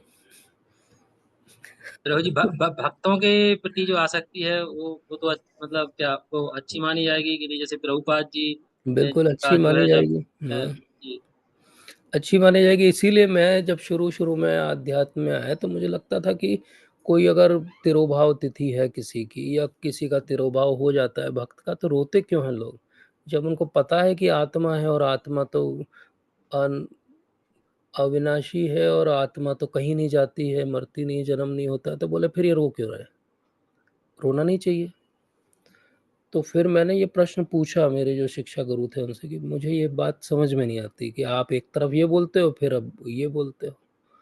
तो उन्होंने मुझे समझाया कि नहीं, ये दोनों बातें बिल्कुल अलग अलग हैं। तत्व के स्तर पे बिल्कुल सही बात है कि आत्मा अविनाशी है और वो नित्य भगवान के परिकर हैं जो यहाँ पे एक रूप धर के आए हैं। लेकिन जब वो यहाँ से चले जाते हैं तो हमें तो अब दृश्यमान नहीं हो रहे वो। क्योंकि हमें दृश्यमान नहीं हो रहे तो हमारे अंदर वो भावना, वो रोना वो बिल्कुल सही है, वो गलत नहीं है, लेकिन वो भक्तों के प्रति सही है, क्योंकि उसी से हमारा अटैचमेंट जो है वो उनके प्रति बढ़ता है। तो वो बहुत अच्छे से उन्होंने बताया कि, और ये एक ये उदाहरण भी है, भक्ति सिद्धांत सरस्वती ठाकुर महाराज के पास एक व्यक्ति आए थे, बोले मेरी पत्नी का भी कुछ समय पहले निधन हुआ है, और बोले मैं एकदम नहीं रोया, बोले अब मैं आश्रम ज्वाइन करना चाहता हूँ। तो भक्ति सिद्धांत सरस्वती ठाकुर महाराज ने बोला नहीं, तुम्हारे लिए नहीं, अभी टाइम लगेगा तुम्हें। बोले क्यों? मैं तो, बोले नहीं, हमें तो इमोशनल व्यक्ति चाहिए, हमें इमोशनल व्यक्ति चाहिए। तो भक्ति आता है। इमोशनल लोगों का कार्य है। जी जी प्रभु जी। प्रभु जी मेरे इसमें काफी प्रश्न है, लेकिन मैं 2 प्रश्न और आपसे जल्दी जल्दी बता जी देता जी हूँ, फिर आप बताइए। एक इसमें जैसे मैंने नोट कर लिया था वो वाला, तो प्रभुपाद जी ने पर पार्ट में भी लिखा था, ये 7th कैंटो में जो 11th जो अध्याय है, उसका जी जी 33 से 34वें नंबर के श्लोक में एक एक मिनट में खोल लेता हूँ प्रभु जी, मैं भी खोल लेता हूँ, तो मैं परपट भी पढ़ लूंगा, 1 मिनट। छोटा ही सा है, 33 से 34वें नंबर का है, 7th कैंटो का 11th चैप्टर का 30 से 34, 33 7th canto 11th chapter. 33 to 34। जी प्रभु जी, तो ये खुल मुझे गया, समझ बताइए। समझ में भी नहीं आया था एक्चुअल में मुझे, वो अभी आपने एक बताया था कि उन्होंने एक नई फिलॉसफी दी है कि आप कितना भी भोग भोग कर लो, और फिर वो, तो उसमें एक वो आता है कि जैसे घी में उसमें अग्नि में घी डालो तो वो बढ़ती है, यस लेकिन यस। उसमें वो अचानक से बहुत ज्यादा घी डाल दो अगर, तो वो अग्नि अग्नि बुझ जाती है। तो मतलब यस अगर बहुत ज्यादा भोग कर लें तो वो वासनाएं समाप्त हो जाती है। उसमें यस। परपट में भी उन्होंने ज्यादा नहीं लिखा है, हाँ, थोड़ा ही सा परपट में लिखा, नहीं तो लिखा है। मुझे जी जी समझ जी। नहीं आया ज्यादा, तो मैंने कहा आपसे यस। पूछूंगा। एक और मैं इसका, आपका प्रश्न बता जी देता हूँ प्रभु जी, फिर आप बताना जी ये जी गुरु। कि ये आपने जैसे इसका सॉल्यूशन में 2 बताए थे, कि एक जी बताया था ये ध्याय तो विषयान पुंसों में ध्यान के स्तर पे रोकना है, जी और प्रभु दूसरा बताया था आपने कि आसक्ति को टॉलरेट करना है। जी। जी प्रभु जी। तो मैं, मेरा इसमें ये है कि जो ध्याय तो विषयान पुंसों में जो ध्यान ध्यान के लेवल पे रोकना है वो कैसे रोकना है, जी। और जो आसक्ति को जो टॉलरेट करना है, मतलब ये मन में अगर इच्छा तो है लेकिन फिर भी हम टॉलरेट कर रहे हैं, तो फिर वो जी हम कहीं मिथ्याचारी की श्रेणी में तो हम नहीं आ जाए। हाँ, ये बहुत ध्यान देने की बात है प्रभु जी। तो यहाँ पे जो ये सेकंड वाले को पहले अपन आज के टॉपिक से ज़्यादा सिंक कर रहा है, तो इसको समझ लेते पहले।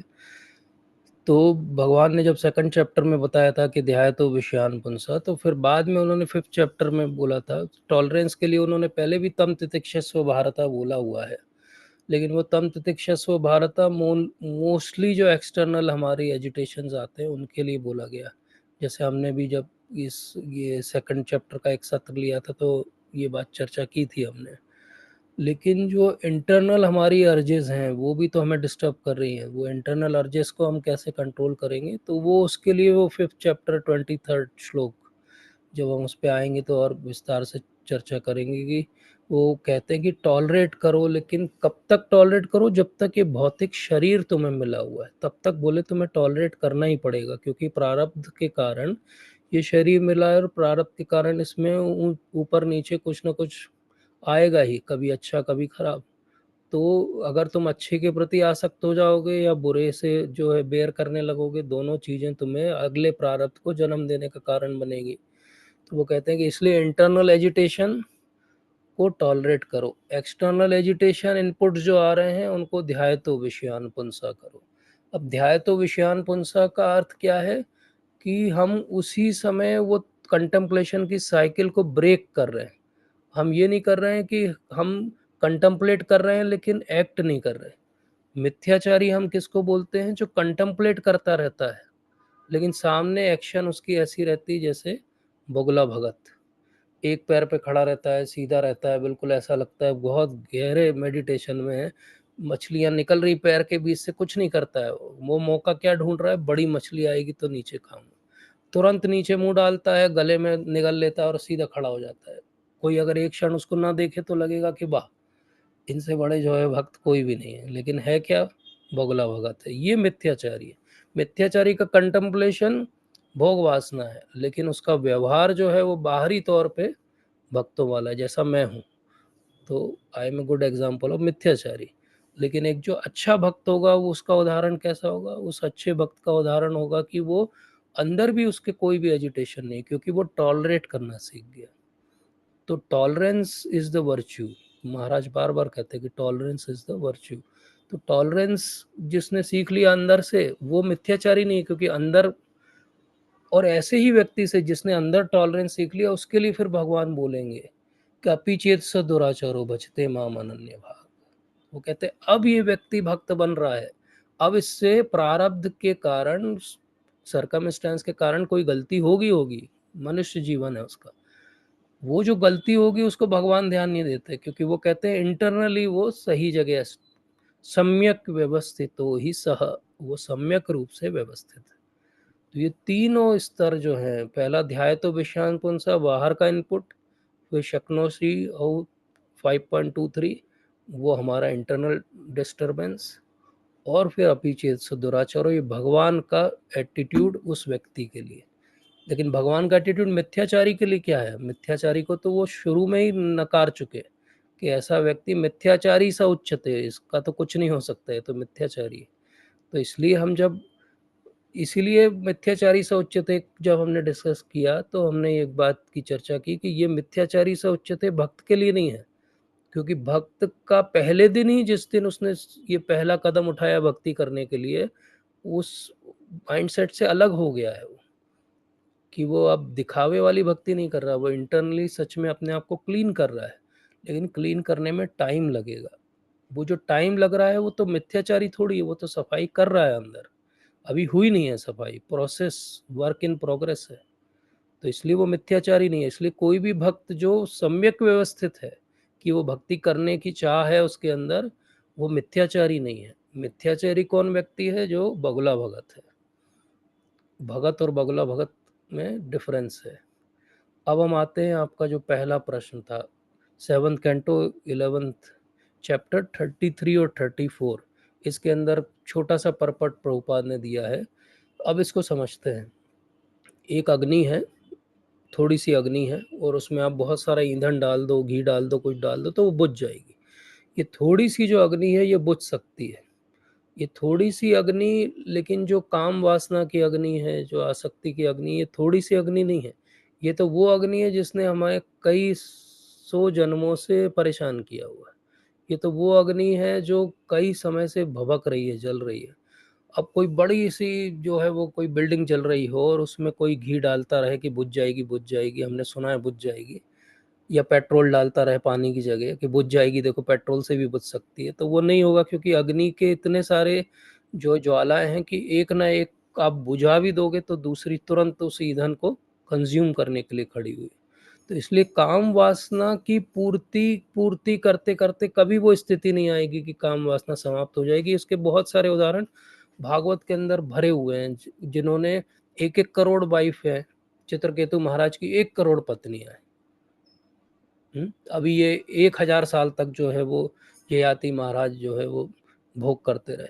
लेकिन हमारा तो शरीर ही नहीं है 1000 साल जीवित रहने वाला, हमसे तो एक पत्नी संभालना मुश्किल है, तो 1 करोड़ तो संभव ही नहीं है किसी के लिए।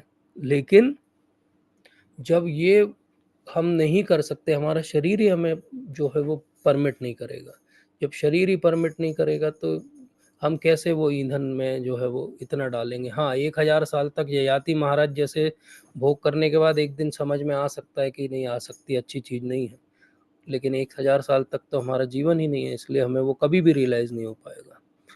ये डिफरेंस है। तो इसलिए वो बात कहना कि अग्नि में ईंधन डालने से बुझ जाती, हाँ थोड़ी अग्नि होगी तो बुझ जाएगी, बट तो वो थोड़ी अग्नि कैसे बुझ सकती है? थोड़ी अग्नि ऐसे बुझ सकती है कि हमारे शरीर की एक लिमिट है एंजॉय करने की, वो एंजॉयमेंट प्रोपेंसिटी एक लिमिट तक ही एक दिन में आप एंजॉय कर सकते हो, एक समय में आप एंजॉय कर सकते हो। उस लिमिटेशन के कारण आपको लग सकता है कि थोड़ी सी विरक्ति आ गई, लेकिन वो विरक्ति कितने देर की है? जब तक आपका शरीर वापस जो है वो उसके लिए तैयार नहीं हो जाता। तो ये अंतर जो है कि हाँ, ईंधन डालने से कुछ क्षण के लिए, कुछ समय के लिए आपकी वासनाएं कम हो सकती है, लेकिन परमानेंटली वो ख़त्म नहीं होंगी। परमानेंट ख़त्म होने के लिए तो हमारी सारी इंद्रियों को हमें भगवान की सेवा में नियुक्त करना होगा, और वो सबसे सेफेस्ट तरीका भी है। जैसे हम 10th कैंटो में पढ़ेंगे कि कंस ने भी भगवान का ध्यान किया,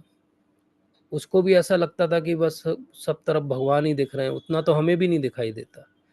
जैसे एक बड़ा फनी सा एग्जांपल ले सकते हैं कि कंस को जब वो भोजन लेके आते थे उसके लिए, तो भोजन में वो 2 कटोरियाँ रखी रहती थी, कुछ शाक सब्जी रखी रहती थी।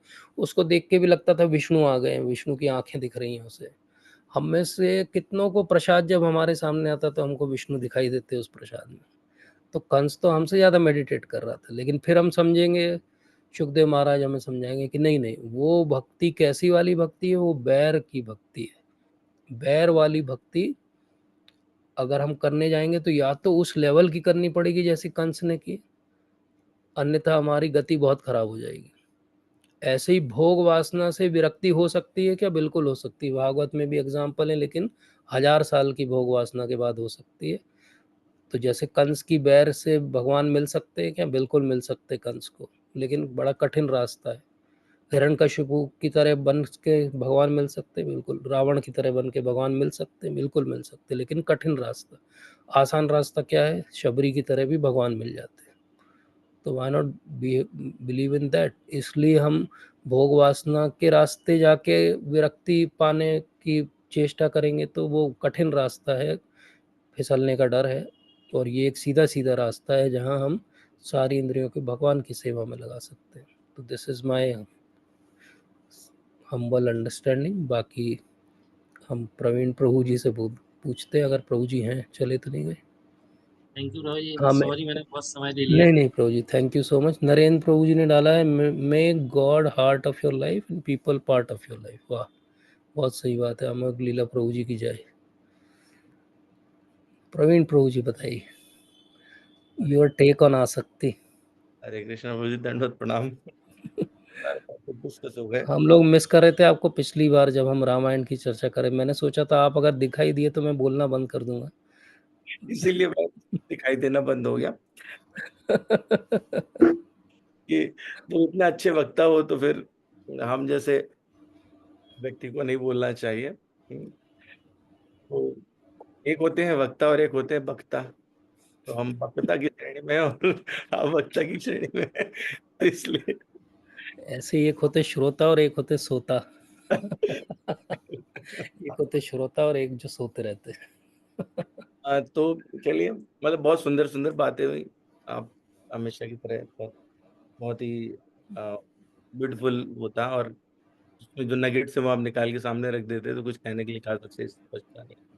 और प्रश्न बहुत अच्छे आए थे, और उन प्रश्न से, और जो आपने चर्चा की जिसमें एक बात कही नवम स्कंद की और दशम स्कंद की, तो मुझे लगता है कि मैं वहीं से शुरू करूँ। एक बड़ा सुंदर साम्य मुझे दिखाई देता है नवम स्कंद और 9th चैप्टर भगवत गीता का, इन दोनों के बीच में। नवम स्कंद जो है वो भगवान राम का चरित्र लेके आता है। और अगर आप देखें तो भगवान राम के चरित्र से जो सबसे बड़ी शिक्षा मिलती है, यही मिलती है कि किससे कैसा व्यवहार करना चाहिए, एक व्यक्ति को जीवन कैसा जीना चाहिए। जब वो धर्म के अनुसार चलता है, भगवान तो साक्षात धर्म ही है। तो वाल्मीकि रामायण में ये श्लोक है, सुप्रसिद्ध है, सभी लोग जानते हैं। वो धर्म जो जब धर्म के राह पे चलता है, शास्त्रों का अनुगमन गमन करता है, भगवान की वाणी का पालन करता है, तो उसका क्या होता है, उसका जो वो होता है, वो भगवान ने श्रीमद् भगवत गीता के 9वें अध्याय के प्रथम श्लोक में कहा, इदम तू ते गुह्यतम प्रवक्ष्यामि अनसूयवे ज्ञान विज्ञानम विज्ञान सहितम यज्ञात्वा मोक्ष से अशुभात। भगवान ने जो असूया वृत्ति है वो तुम्हारी समाप्त हो गई है। अर्जुन के लिए ऐसी बात कही थी। तो जो ये सारा, मतलब पता नहीं, आप अभी कह रहे थे तो उसी समय मुझे ऐसा दिमाग में एकदम आया कि कितनी सुंदर साम्य वाली बात है। तो जब ये असूया वृत्ति समाप्त हो जाती है तो आपने खुद ही कहा कि दशम स्कंद में प्रवेश के अधिकारी तभी बनते हैं। सर्वथा वो समाप्त हो जाना चाहिए। तो भगवान ने उसका समाधान जो है फिर दिया। और वो दिया कहाँ पे कि जो 34वां श्लोक है 9वें अध्याय का ही, वही मन मना भव मद भक्तो मद्याजी माम नमस्कुरु मामे वैश्य युक्त्वा एवं आत्मान मत परायणा। और जब ये 9.1 से 9.34 की जर्नी कंप्लीट हो जाती है, तो फिर 10वां स्कंद या फिर 10th चैप्टर शुरू होता है, जिसमें भगवान अंगीकार कर लेते हैं, वो कोई शर्त नहीं रख रहे, वो सीधे बात कर रहे हैं। भगवान का मन प्रसन्न हो गया, क्योंकि इसके पहले जो है वो मन मना मत मत भक्तों वाली बात हो चुकी है। जब मन एक जैसे हो जाते हैं जिसको, तो भगवान फिर उससे भेद नहीं रखते। और 10.1 में भगवान इसलिए फिर कहते हैं, वो ये महाबाहो शुण में परमं बचा, यत्ते हम प्रियमाणाय बक्ष्यामि हित काम में। मैं तुम्हारे सिर्फ हित की बात करूंगा। तो अब नवा स्कंद अगर देखें तो भगवान बता रहे हैं कि कैसे व्यवहार करना चाहिए, धर्मपरायण कैसे रहना चाहिए, एक एक व्यक्ति से प्रेम कैसे करें, एक एक व्यक्ति से है। और भगवान जो है वो अपना सारा प्रेम कैसे उड़ेल सकते हैं समस्त जीवों पे, वो 10वें अध्याय में अपनी कृपा की बात करें कि मैं कृपा कैसे करता हूँ वो दिखाता हूँ, 10वां स्कंद है। उसी तरह से 10th चैप्टर जो श्रीमद् भगवत गीता का है, वो बिल्कुल, तो मतलब मुझे बड़ा एक क्लोज रिलेशनशिप दिखाई पड़ा, तो इसलिए मुझे लगा कि मैं आपसे कहूँ, अपराध हो तो मुझे क्षमा करें, क्योंकि मतलब ये मेरी अपनी बुद्धि की उपज है जो अभी तुरंत उत्पन्न हुई। तो आई डोंट नो कि किसका कितना बैकअप है, या ये कितना शास्त्र सम्मत है, ये आप लोग निर्णय करेंगे। सारे लोग मुझसे बड़े हैं, अच्छे डिवोटीज। तो एक बात तो ये कहनी थी मुझे। दूसरा है कि जो सेवा भाव की बात आपने करी थी, बहुत बहुत ही इम्पोर्टेंट बात है, सूत्र है, पकड़ लेना चाहिए, सबको पकड़ लेना चाहिए। भगवान राम ने जो है वो इस सेवा भाव के ऊपर बहुत जोर दिया, बहुत जोर, जो उन्होंने अपना पूरा जीवन प्रदर्शित किया, वो सिर्फ इस सेवा को लेके प्रदर्शित किया। और उनके जो सबसे क्लोज वो थे, उनके हार्ट थे, हैं, कौन? भरत जी हैं। भरत जी के विषय में गोस्वामी जी लिखते हैं कि भरत जी कैसे हैं, कि भरत जी राम का जप करते हैं, और राम जो है वो उनका जप करते हैं। तो मतलब ये मन मना भव मत भक्तो वाला बात है, बिल्कुल एकदम उतना क्लोज, है ना। और वो भगवान कह रहे हैं, उन्होंने खुद अपने अपने आप का प्रकरण क्या है, जब सुमंत्र जी आए हैं उनको ले करके, और पहुंचे तो आखिरी बार प्रार्थना कर, पूरे रास्ते बोलते चले आए कि चलो वापस चलो, हमारे घर चलो, यहाँ नहीं रहो, अयोध्या वासी आपको अपना लेंगे, ऐसा वैसा, पिताजी की बात है, कोई बात नहीं, और ये तो आपका राज्याभिषेक तय हो गया था, एटसेट्रा एटसेट्रा। तो आप जब नहीं माने भगवान, तो आखिरी बार बोल रहे हैं, कह रहे हैं कि ऐसा कुछ करो, आपके रहने से अवध सनाथ रहता, आप चले जा रहे हो तो अवध अनाथ हो जाएगा। तात कृपा करे कीजिए सोई, जाते अवध अब अनाथ न होई। भगवान से जब ये बात कही, बड़ा इमोशनल हिट किया सुमंत्र जी ने, इमोशनल हिट किया। तो भगवान तो क्या, सबको सनाथ करने वाले ही हैं, सब जो जिसका कोई नहीं है उसका भी भगवान है, और जो अब मानता है कि हमारे ये हैं, उनके भी भगवान है। तो भगवान तो सभी के नाथ रहते हैं, दृष्टि चाहे वो परोक्ष दृष्टि प्रत्यक्ष दृष्टि कैसे भी देखे। भगवान ने उनको चरणों में पकड़ गए, लेट गए तो उनको उठाया, और कहते गोस्वामी जी लिखते, मंत्र हे राम उठाए प्रबोधा, तात धर्म मत तुम सब सोधा। आपको तो सभी धर्मों के विषय में पता है, आप ऐसी बात कैसे कर सकते हैं? फिर ये सेवा की बात करते, बोलते शिव दधीच हरिचंद नरेशा, सहे धर्म हित कोट कलेशा। और इनके अभी आपने एक एग्जाम्पल लिया, रंतिदेव, रंतिदेव बलि भूप सुजाना, आगम निगम पुर, धर्म धर्म सही संकट नाना। और फिर आगे बोलते हैं, धर्म न दूसर सत्य समाना, आगम निगम पुराण बखाना। तो धर्म सत्य के समान कुछ और नहीं है, और ये वेद पुराण इत्यादि सब कहते हैं। और वो सत्य क्या है? धाम ना स्वेन सदा निरस्त कुकम, सत्यम परम धीमहि। और वो जो सेवा है सबसे बड़ी, वो क्या है? वो हम लोग पढ़ चुके हैं, प्रथम अध्याय में ही, भगवान प्रथम स्कंद में भगवान ने ये बात कही है सूत जी ने, कि सवे पुंसाम परो धर्मो, यतो भक्तिरधोक्ष जय, अयुत्तक प्रतिहिता यात्रा सुप्रसीदति।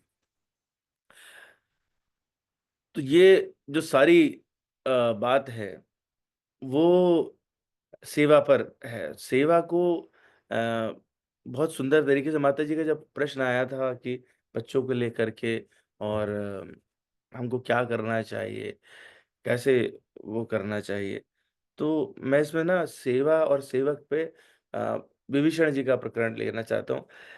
विभीषण जी जब चले, उनको पैर से ठोकर मार दी, और उससे पहले भी हाँ, सेवा की बात विभीषण जी के विषय में एक विशेष बात है, जो मतलब ये मुझे फीलिंग हुई, अ, जितना भी मेरा स्वाध्याय है उससे भी और संतों से सुना, कि विभीषण जी को पहले भगवत प्राप्ति नहीं हुई, वहाँ से चले नहीं। माताजी के उस प्रश्न का उत्तर मुझे लगता है यहाँ से आ सकता है। और प्रभु जी ने भी जो प्रश्न किया था, उसमें भी पहला प्रश्न उनका आसक्ति पे ही था, कि आसक्ति जब आपकी सांसारिक रहती है, तो भगवान से आपकी दूरी स्वतः बन जाती है। हज़ारों वर्ष की तपस्या भी लग जाती है, तब भी नहीं मिलते। जब हनुमान जी मिले हैं विभीषण जी से, तो विभीषण जी ने प्रश्न किया है कि मुझे कैसे मिलेंगे? मुझे तो भगवान नहीं मिल सकते, कैसे मिलेंगे? लेकिन चलिए ठीक है, भगवान ने इतनी तो कृपा की कि आप जो है वो मुझे दर्शन दिए हैं। हनुमान जी ने वहाँ पे एक युक्ति दी है। सुंदरकांड में ये चौपाई आती है, "ज्यों रघुबीर अनुग्रह कीना, तो तुम मोहि दरसु हठि दीना।" विभीषण जी कह रहे हैं हनुमान जी के लिए, भगवान की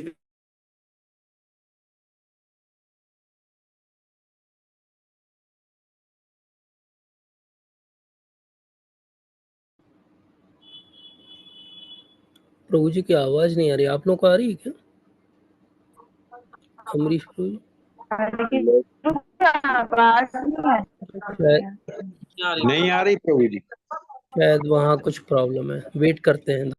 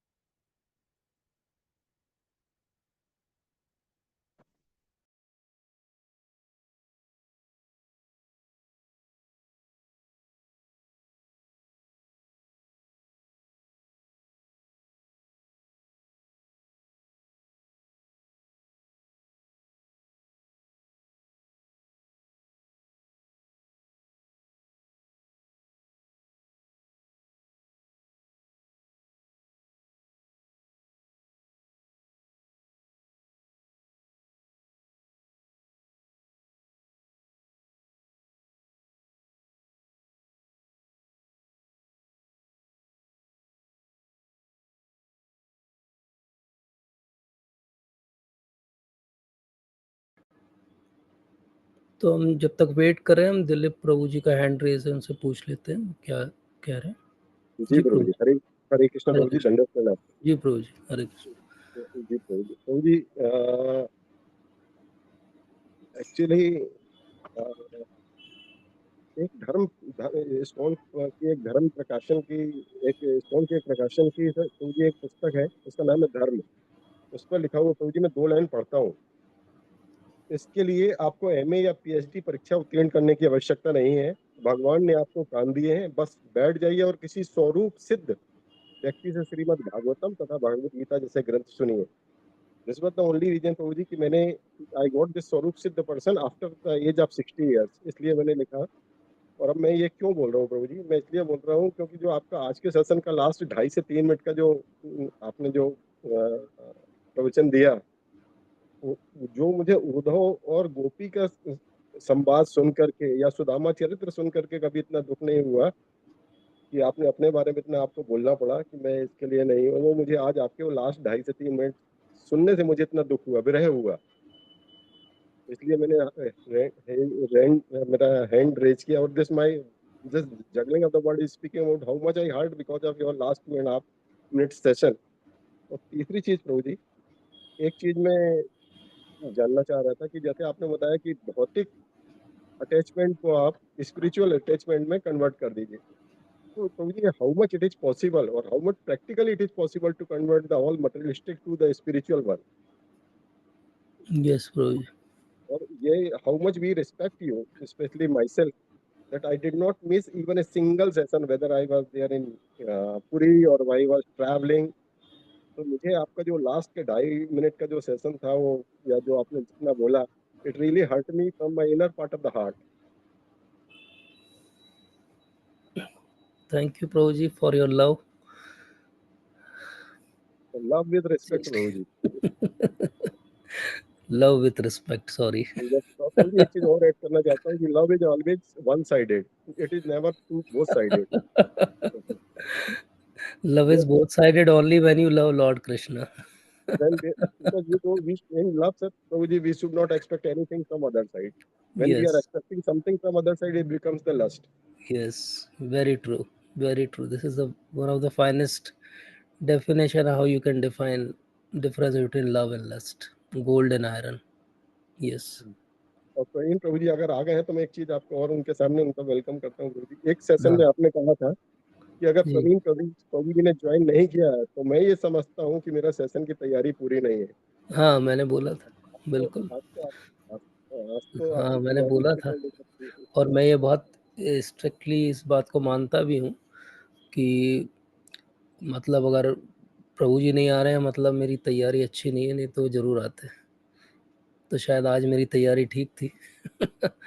ओवर टू यू प्रभु जी, बताइए. मैं आपके उस प्रश्न का उत्तर फिर देता हूँ प्रभु जी. पहले अब प्रवीण प्रभु जी आ गए तो विभीषण के चरित्र से जो बहुत अच्छी बात बता रहे थे, बताइए प्रभु जी. तो सॉरी प्रभु जी, पूरा लाइट चला गया था और हाँ नेट चला हमको गया लगा था. कि हमारा अभी पूरा आध्यात्मिक लाइट चला गया है जैसे ही आपने बोलना बंद किया. बताइए प्रभु जी. तो हनुमान जी कह रहे हैं विभीषण जी से कि आप ठीक कह रहे हैं, भगवान किसी भी भक्त को एक दूसरे भक्त से तब मिलाते हैं जब उनकी विशेष कृपा होती है. और लेकिन भगवान की एक रीति है, एक नियम फॉलो करते. क्या? सुनो विभीषण प्रभु कह रीति, करहि सदा सेवक पर प्रीति. शब्द जो इम्पोर्टेंट है वो सेवक है. बाकी से प्रीति है, सबसे है, लेकिन सदा प्रीति हमेशा रहती है, जो कभी नहीं जाती. वो किससे? सेवक से. सुनो विभीषण प्रभु कह रीति, करें सदा सेवक पर प्रीति. विभीषण जी को क्लिक हो गया दिमाग, स्ट्राइक कर गया, सेवक बनना पड़ेगा. सेवक बनना पड़ेगा है. फिर अपना उदाहरण देते हैं हनुमान जी.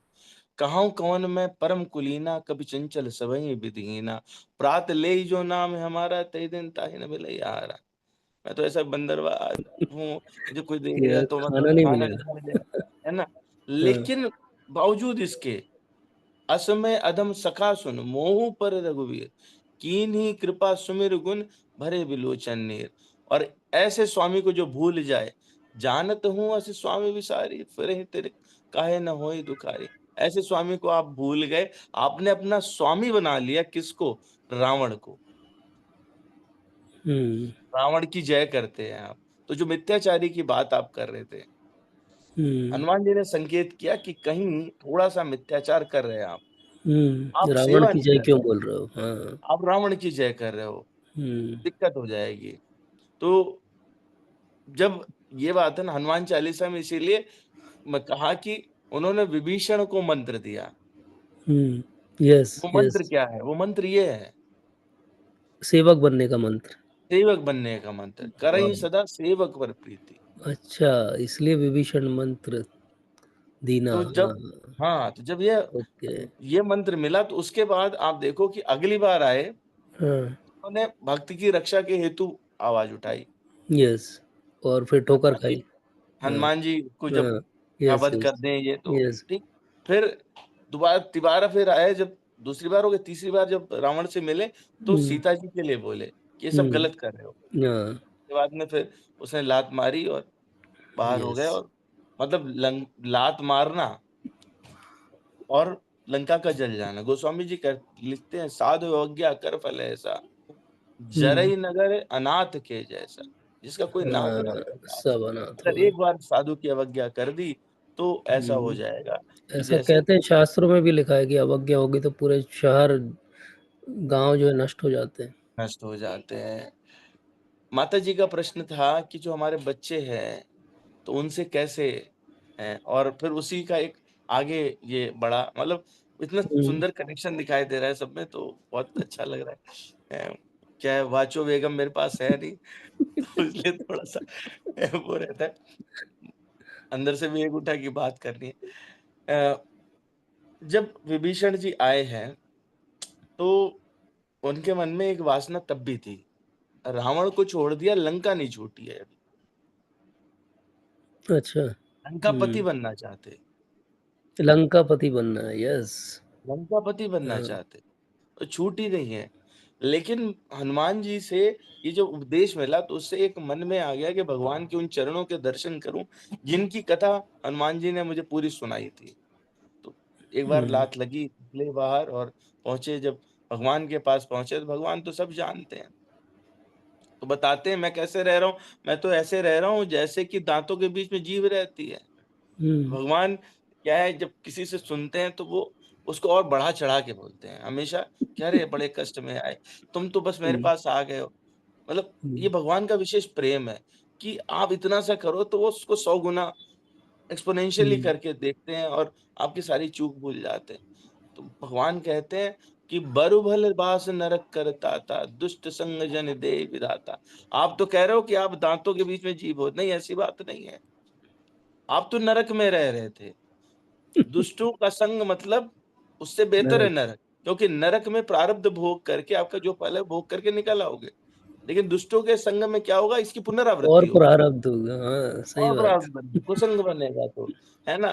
तो अब विभीषण जी सब कुछ आ गए, सब कुछ आ गए, और वो कहते हैं अब पद देखी कुशल रघुराया, जो तुम कीन जान जन जाए। आपके चरणों के दर्शन हो गए, और भगवान के दर्शन होने के बाद में मन के विकार चले जाते हैं। विभीषण जी के साथ हो गया, तो अब क्या ज्ञान की बातें कर रहे हैं।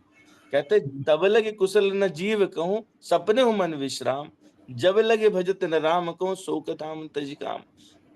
मनुष्य तब तक कुशल नहीं होता, जीव तब तक मन में विश्राम नहीं आएगा जब तक भगवान का आप भजन नहीं करोगे। फिर आगे कहते तब लगे हृदय बसत कल नाना, लोभ मोह मच्छर मदमाना। ये जो विकार है मदमान आदि, ये रहते हैं कब तक रहते हैं, जब लगी उर न बसत रघुनाथा, धरे चाप सायक कटिबाता। तो भगवान हृदय में नहीं आ जाए। और ममता जो है, भीषण जी का वचन है, ममता कैसी है, ममता तरुण तमी अंधियारी। ममता हमेशा तरुण रहती है, कभी बूढ़ी नहीं होती, हमेशा जवान रहती है, और अंधेरे जैसी रहती है। और जो अंधेरा होता है उसमें क्या होता है, उसमें उल्लू जो है, अंधेरे में प्रोमिनेंट उल्लू हो या जाते। हाँ प्रोमिनेंट हो जाते हैं। तो वो उल्लू कौन है, राग और द्वेष, इच्छा द्वेष समझते हैं न द्वंद्व मोहे न। आसक्ति। हाँ। तो राग द्वेष उलूक सुखकारी, और तब लगे बसत जीव मन माही, जब लगे प्रभु प्रताप रविनाई। तो पहले क्या हुआ कि भगवान का प्राकट्य हुआ नाम के द्वारा, जब वो अंदर चलता है तो भगवान के प्रताप का उदय होने लगता है। भगवान के प्रताप को देखकर तब व्यक्ति के अंदर ये ममता रूपी अ, तरुणा का नाश होना शुरू होता है। और फिर विभीषण कहते हैं अब मैं कुशल मिटे वह वारे, देख राम पद कमल तुम्हारे, तुम कृपाल जा पर अनुकूला, ताहि न व्याप त्रिविध भवसूला। जब इतनी ज्ञान की बात करी तो भगवान ने कहा कि बेटा जी, ममता इतनी आसानी से नहीं जाती, मुझे तो कौन पसंद आते हैं मैं तुम्हें बताता हूँ। और ये वो बात है जो सारे जितने संत हैं वो सब ये बात कहते हैं। तो भगवान ने कहा सुनहु सखा निज कहाऊं सुभाऊ, जान भुसुंड शंभु गिर जाओ। मेरे स्वभाव को वो जो परम कथाकार हैं, निष्काम भाव से कहते वही जानते हैं। वो कौन है, काकभुसुंडी जी कहते हैं और शिव कहते हैं, उनके पास कोई और और जानता कोई नहीं है, नहीं जानता। और कोई नहीं जानता। लेकिन फिर भी मैं आपकी जानकारी के लिए बता, जो नर होए चराचर द्रोही, आवे सबय शरण तज। पूरे संसार का द्रोह करने वाला हो, ब्रह्म हत्या का पाप क्यों, लेकिन मेरे भय से मेरी शरणागति ले ले तो क्या होगा, तजी मद मोह कपट छल नाना, करूं सद्यते साधु समाना। उसे मैं साधु के समान कर दूं अगर इस सब छोड़ करके आ जाए। फिर वो गिनाते हैं 10 रिश्ते, वो ममता के 10 बंधन अच्छा। है। अरे वाह। जननी जनक बंधु सुत धारा, तनु धनु भवन सुहृद परिवारा। ये हाँ, 10 10 ये सुना बंधन। है मैंने। Yes, yes, yes. और पहले भी इस पर एक आपने बार पहले मुझे बोला है ये। हाँ, मुझे याद आ गया। तो ये हाँ, 10 क्या है, वो दशानन जो है, हमारा हाँ, दशानन हाँ। वो ये है। तो कहते हैं ये 10 के 10 को क्या करो, एक सुतली में पिरो, सबके ममता ताग बटोरी, ताग बटोरी। मम पद मन ही बांध बर डोरी। और मन से ही है सबकी ममता, उस मन को गूंथ के एक बांध। वो बना के और मेरे चरणों में डाल दो। तो भगवान के वाह। चरणों में यदि हम डाल देंगे तो सबका कल्याण हो जाएगा ना। इनकी ममता करते हैं उनका भी कल्याण हो जाएगा। जब उनका भी हम कल्याण हो जाएगा। मैं अगर किसी के यहाँ नौकरी करता हूँ तो इनडायरेक्टली या डायरेक्टली देखूं तो उसी पर ही तो परिवार भी मेरा आश्रित है। जो धन आ रहा है, जो धनार्जन कर रहा हूँ, उसी से तो आश्रित है, और कहाँ से आ रहा है। और तब जो है वो भगवान बताते हैं मैं तो और कैसे हो जाता है जब ये ममता छोड़ दोगे, तब क्या रहेगा। समदर्शी इच्छा कछु नाही, हर्ष शोक भय नहीं मन माहे। ना तो हर्ष होगा आपको, न शोक होगा। सुख दुख के समय कृत्वा लावा लाभ हो जाए, जो कैसे भी नहीं रहेगा। अस सज्जन मम उर बस कैसे। जब ये ममता छूट जाएगी आपकी, जो मेरे चरणों में आप डाल दोगे, तो आप सज्जन बन जाओगे और वो मेरे हृदय में रहने लगेंगे। कैसे। अस सज्जन मम उर बस कैसे, लोभी हृदय बसहि धनु जैसे। ऐसे सज्जन कैसे रहते, जैसे किसी लोभी को धन का लालच रहता है ना, मैं तुम्हें वैसे अपना लूंगा। अब चूंकि तुमने मेरी शरणागति ले ली और मैंने तुम्हें ज्ञान भी दे दिया, ज्ञान विज्ञान सहितम। ज्ञान विज्ञान से भगवान ने बताया, तुम सारिके संत प्रिय मोरे, धरे देह नहीं आन निभोरे। और फिर भगवान ने जो है बिल्कुल स्पष्ट शब्दों में सगुण उपासना की बात करी। सगुण उपासक परिहित निरत नीति दृढ़ नेम। पूरे नियम से और दूसरों के हित में जो लगे, जो सेवा करे। भगवान ने फिर सेवा को यहाँ पर और अच्छे से स्थापित किया। ते नर प्राण समान मम, जिनके द्विज पद प्रेम। वो लोग जो गुरुजनों के चरणों में प्रेम करते हैं, जो उनको मार्गदर्शक रहते हैं, उनके चरणों में प्रेम करते, तो वो मेरे लिए प्राणों के समान हो जाते, ऐसा भगवान कह रहे हैं। अब आसक्ति और विरक्ति की बात हो रही थी और थोड़ा सा वो था, तो जो आसक्ति है उसको आपने उदाहरण इतने अच्छे दिए। गुरुजनों का सबका भाव यही है। प्रभुपाद जी उसको बोलते हैं कि जितनी भी आप क्या सबको भगवान के चरणों में डाल दीजिए। भगवान ने भी अभी यही बात कह दी है। सबसे बढ़िया उदाहरण मुझे लगता है सुतीक्षण जी। जब भगवान ने वर मांगने के लिए बोला, भाई तुम मुझसे कुछ वरदान मांगो, तो पहला वर मांगा कि देखो मैं तो कैसा हूँ, दम्भी हूँ, और मेरे अंदर से दम्भ जाएगा नहीं, अभिमान जाएगा नहीं, लेकिन अभिमान को क्या करो। अस अभिमान जाई जन भोरे, मैं सेवक रघुपति पति मोरे। तो वहां पर उन्होंने कहा ये कि अभिमान होना है, सेवक अभिमान। मैं, हाँ, मेरा अभिमान है कि मैं भगवान का सेवक हूँ, पर हूँ क्या, सेवक। और सुनि मुनि बचन राम मन भाए, बहुरी हर्ष मुनिबर उर्लाए। भगवान जैसे ही सुनते ना कि सेवक हो गया, तो उसको हृदय में धारण कर लेते हैं। और भगवान ये बात उसमें है ना, जिसमें कहते हैं कि मैं सेवक के हृदय में रहता हूँ, सेवक मेरे हृदय में रहता है ना। तो वो भगवान जो है वो तुरंत हृदय में रख लेते हैं। अब माता जी ने एक बात कही थी, मुझे बड़ी अच्छी लगी। माता जी ने कहा कि भगवान के ही रूप हैं सब, और हम इस भाव से लें, सिए राम मैं सब जग जाने, करो प्रणाम जोर। करो प्रणाम जोर जुग जान। असल में ये इजी नहीं है, पर हाँ ये ऐसा है कि अकाट्य है। अनन्यता जो है वो यही है। भगवान ने स्वयं से हनुमान जी को उपदेश दिया और बताया कि अनन्य क्या है। सो अनन्य जाके अस मति न टरई हनुमान। ऐसी बुद्धि कभी हटती नहीं। मैं सेवक, पर शब्द आप देखिए, मतलब सेवा भाव से आया, तो इसलिए मैं हर जगह से मैं सेवक सचराचर रूप स्वामी भगवान। जो सब है वो क्या है, भगवान का ही स्वरूप है, उनके द्वारा ही दिया हुआ है। और मैं क्या हूं, मैं सेवक हूं। तो इसमें दो सिद्धांत एकदम बिल्कुल सामने प्रकट होके आ जाते हैं। मत्तः परतरम नान्यत् किंचिदस्ति धनंजय। है तो भगवान स्वरूप है, ठीक है। और मैं सेवक हूं तो मत चित्ता मदगत प्राणा बोधयन्तः परस्पर। यस।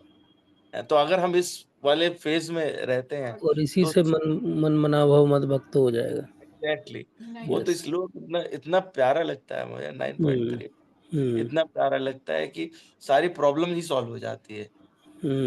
सारी प्रॉब्लम सॉल्व हो जाती है। हाँ, कुछ लगता भी है कि एक्सप्लेन कर सकते हो उससे। कुछ भी एक्सप्लेन कर सकते, मतलब मैं आपको बोल रहा हूँ, हृदय से बोल रहा हूँ ये कि 3 श्लोक में पूरा भगवत गीता से लेकर कोई भी शास्त्र का कुछ भी एक्सप्लेन कर सकते हैं।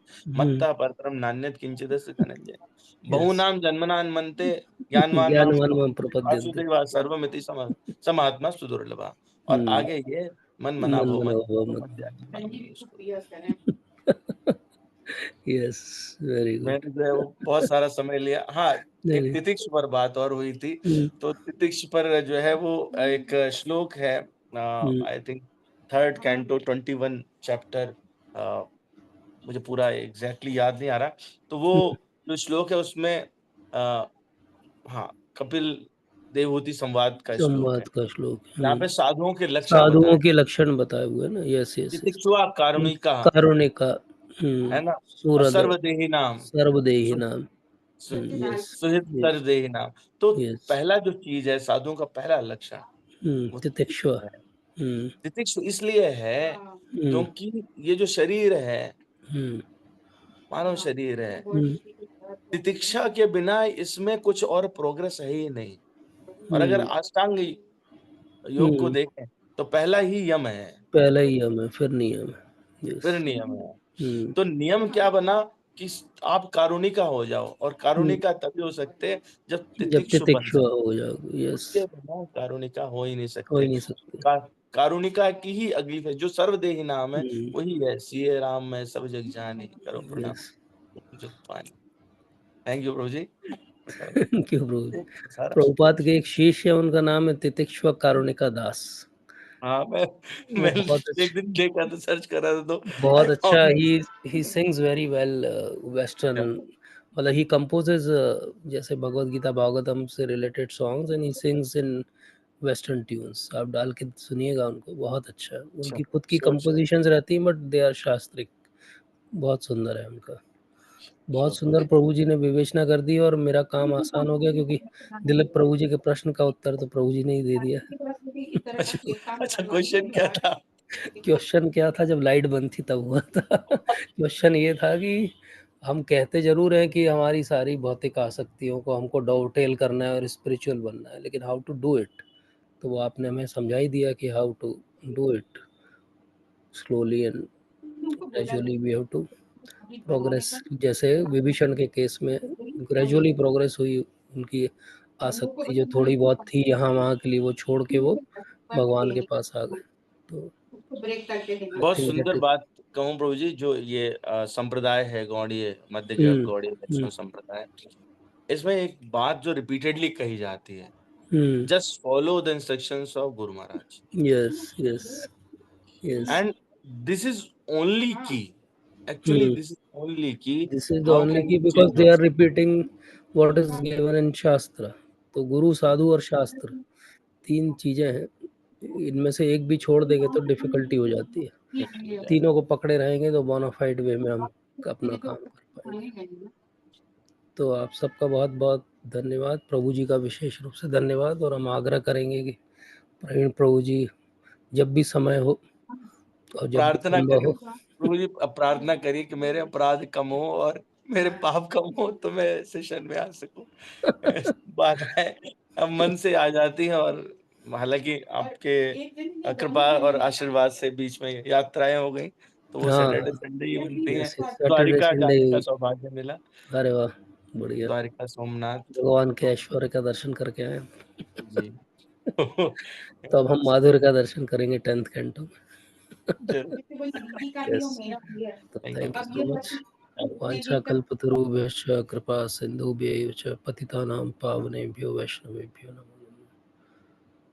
श्रील प्रभुपाद की जय, ग्रंथराज श्रीमद् भागवतम की जय। और मुझे विशेष रूप से बताइए कि कैसे हम 10th कैंटो करें आरंभ, कर नहीं करें, जो भी आपका फीडबैक हो टेलीग्राम वाले ग्रुप पर दीजिए। और आप सबका बहुत बहुत धन्यवाद। Thank you so much. Hare Krishna. Hare Krishna.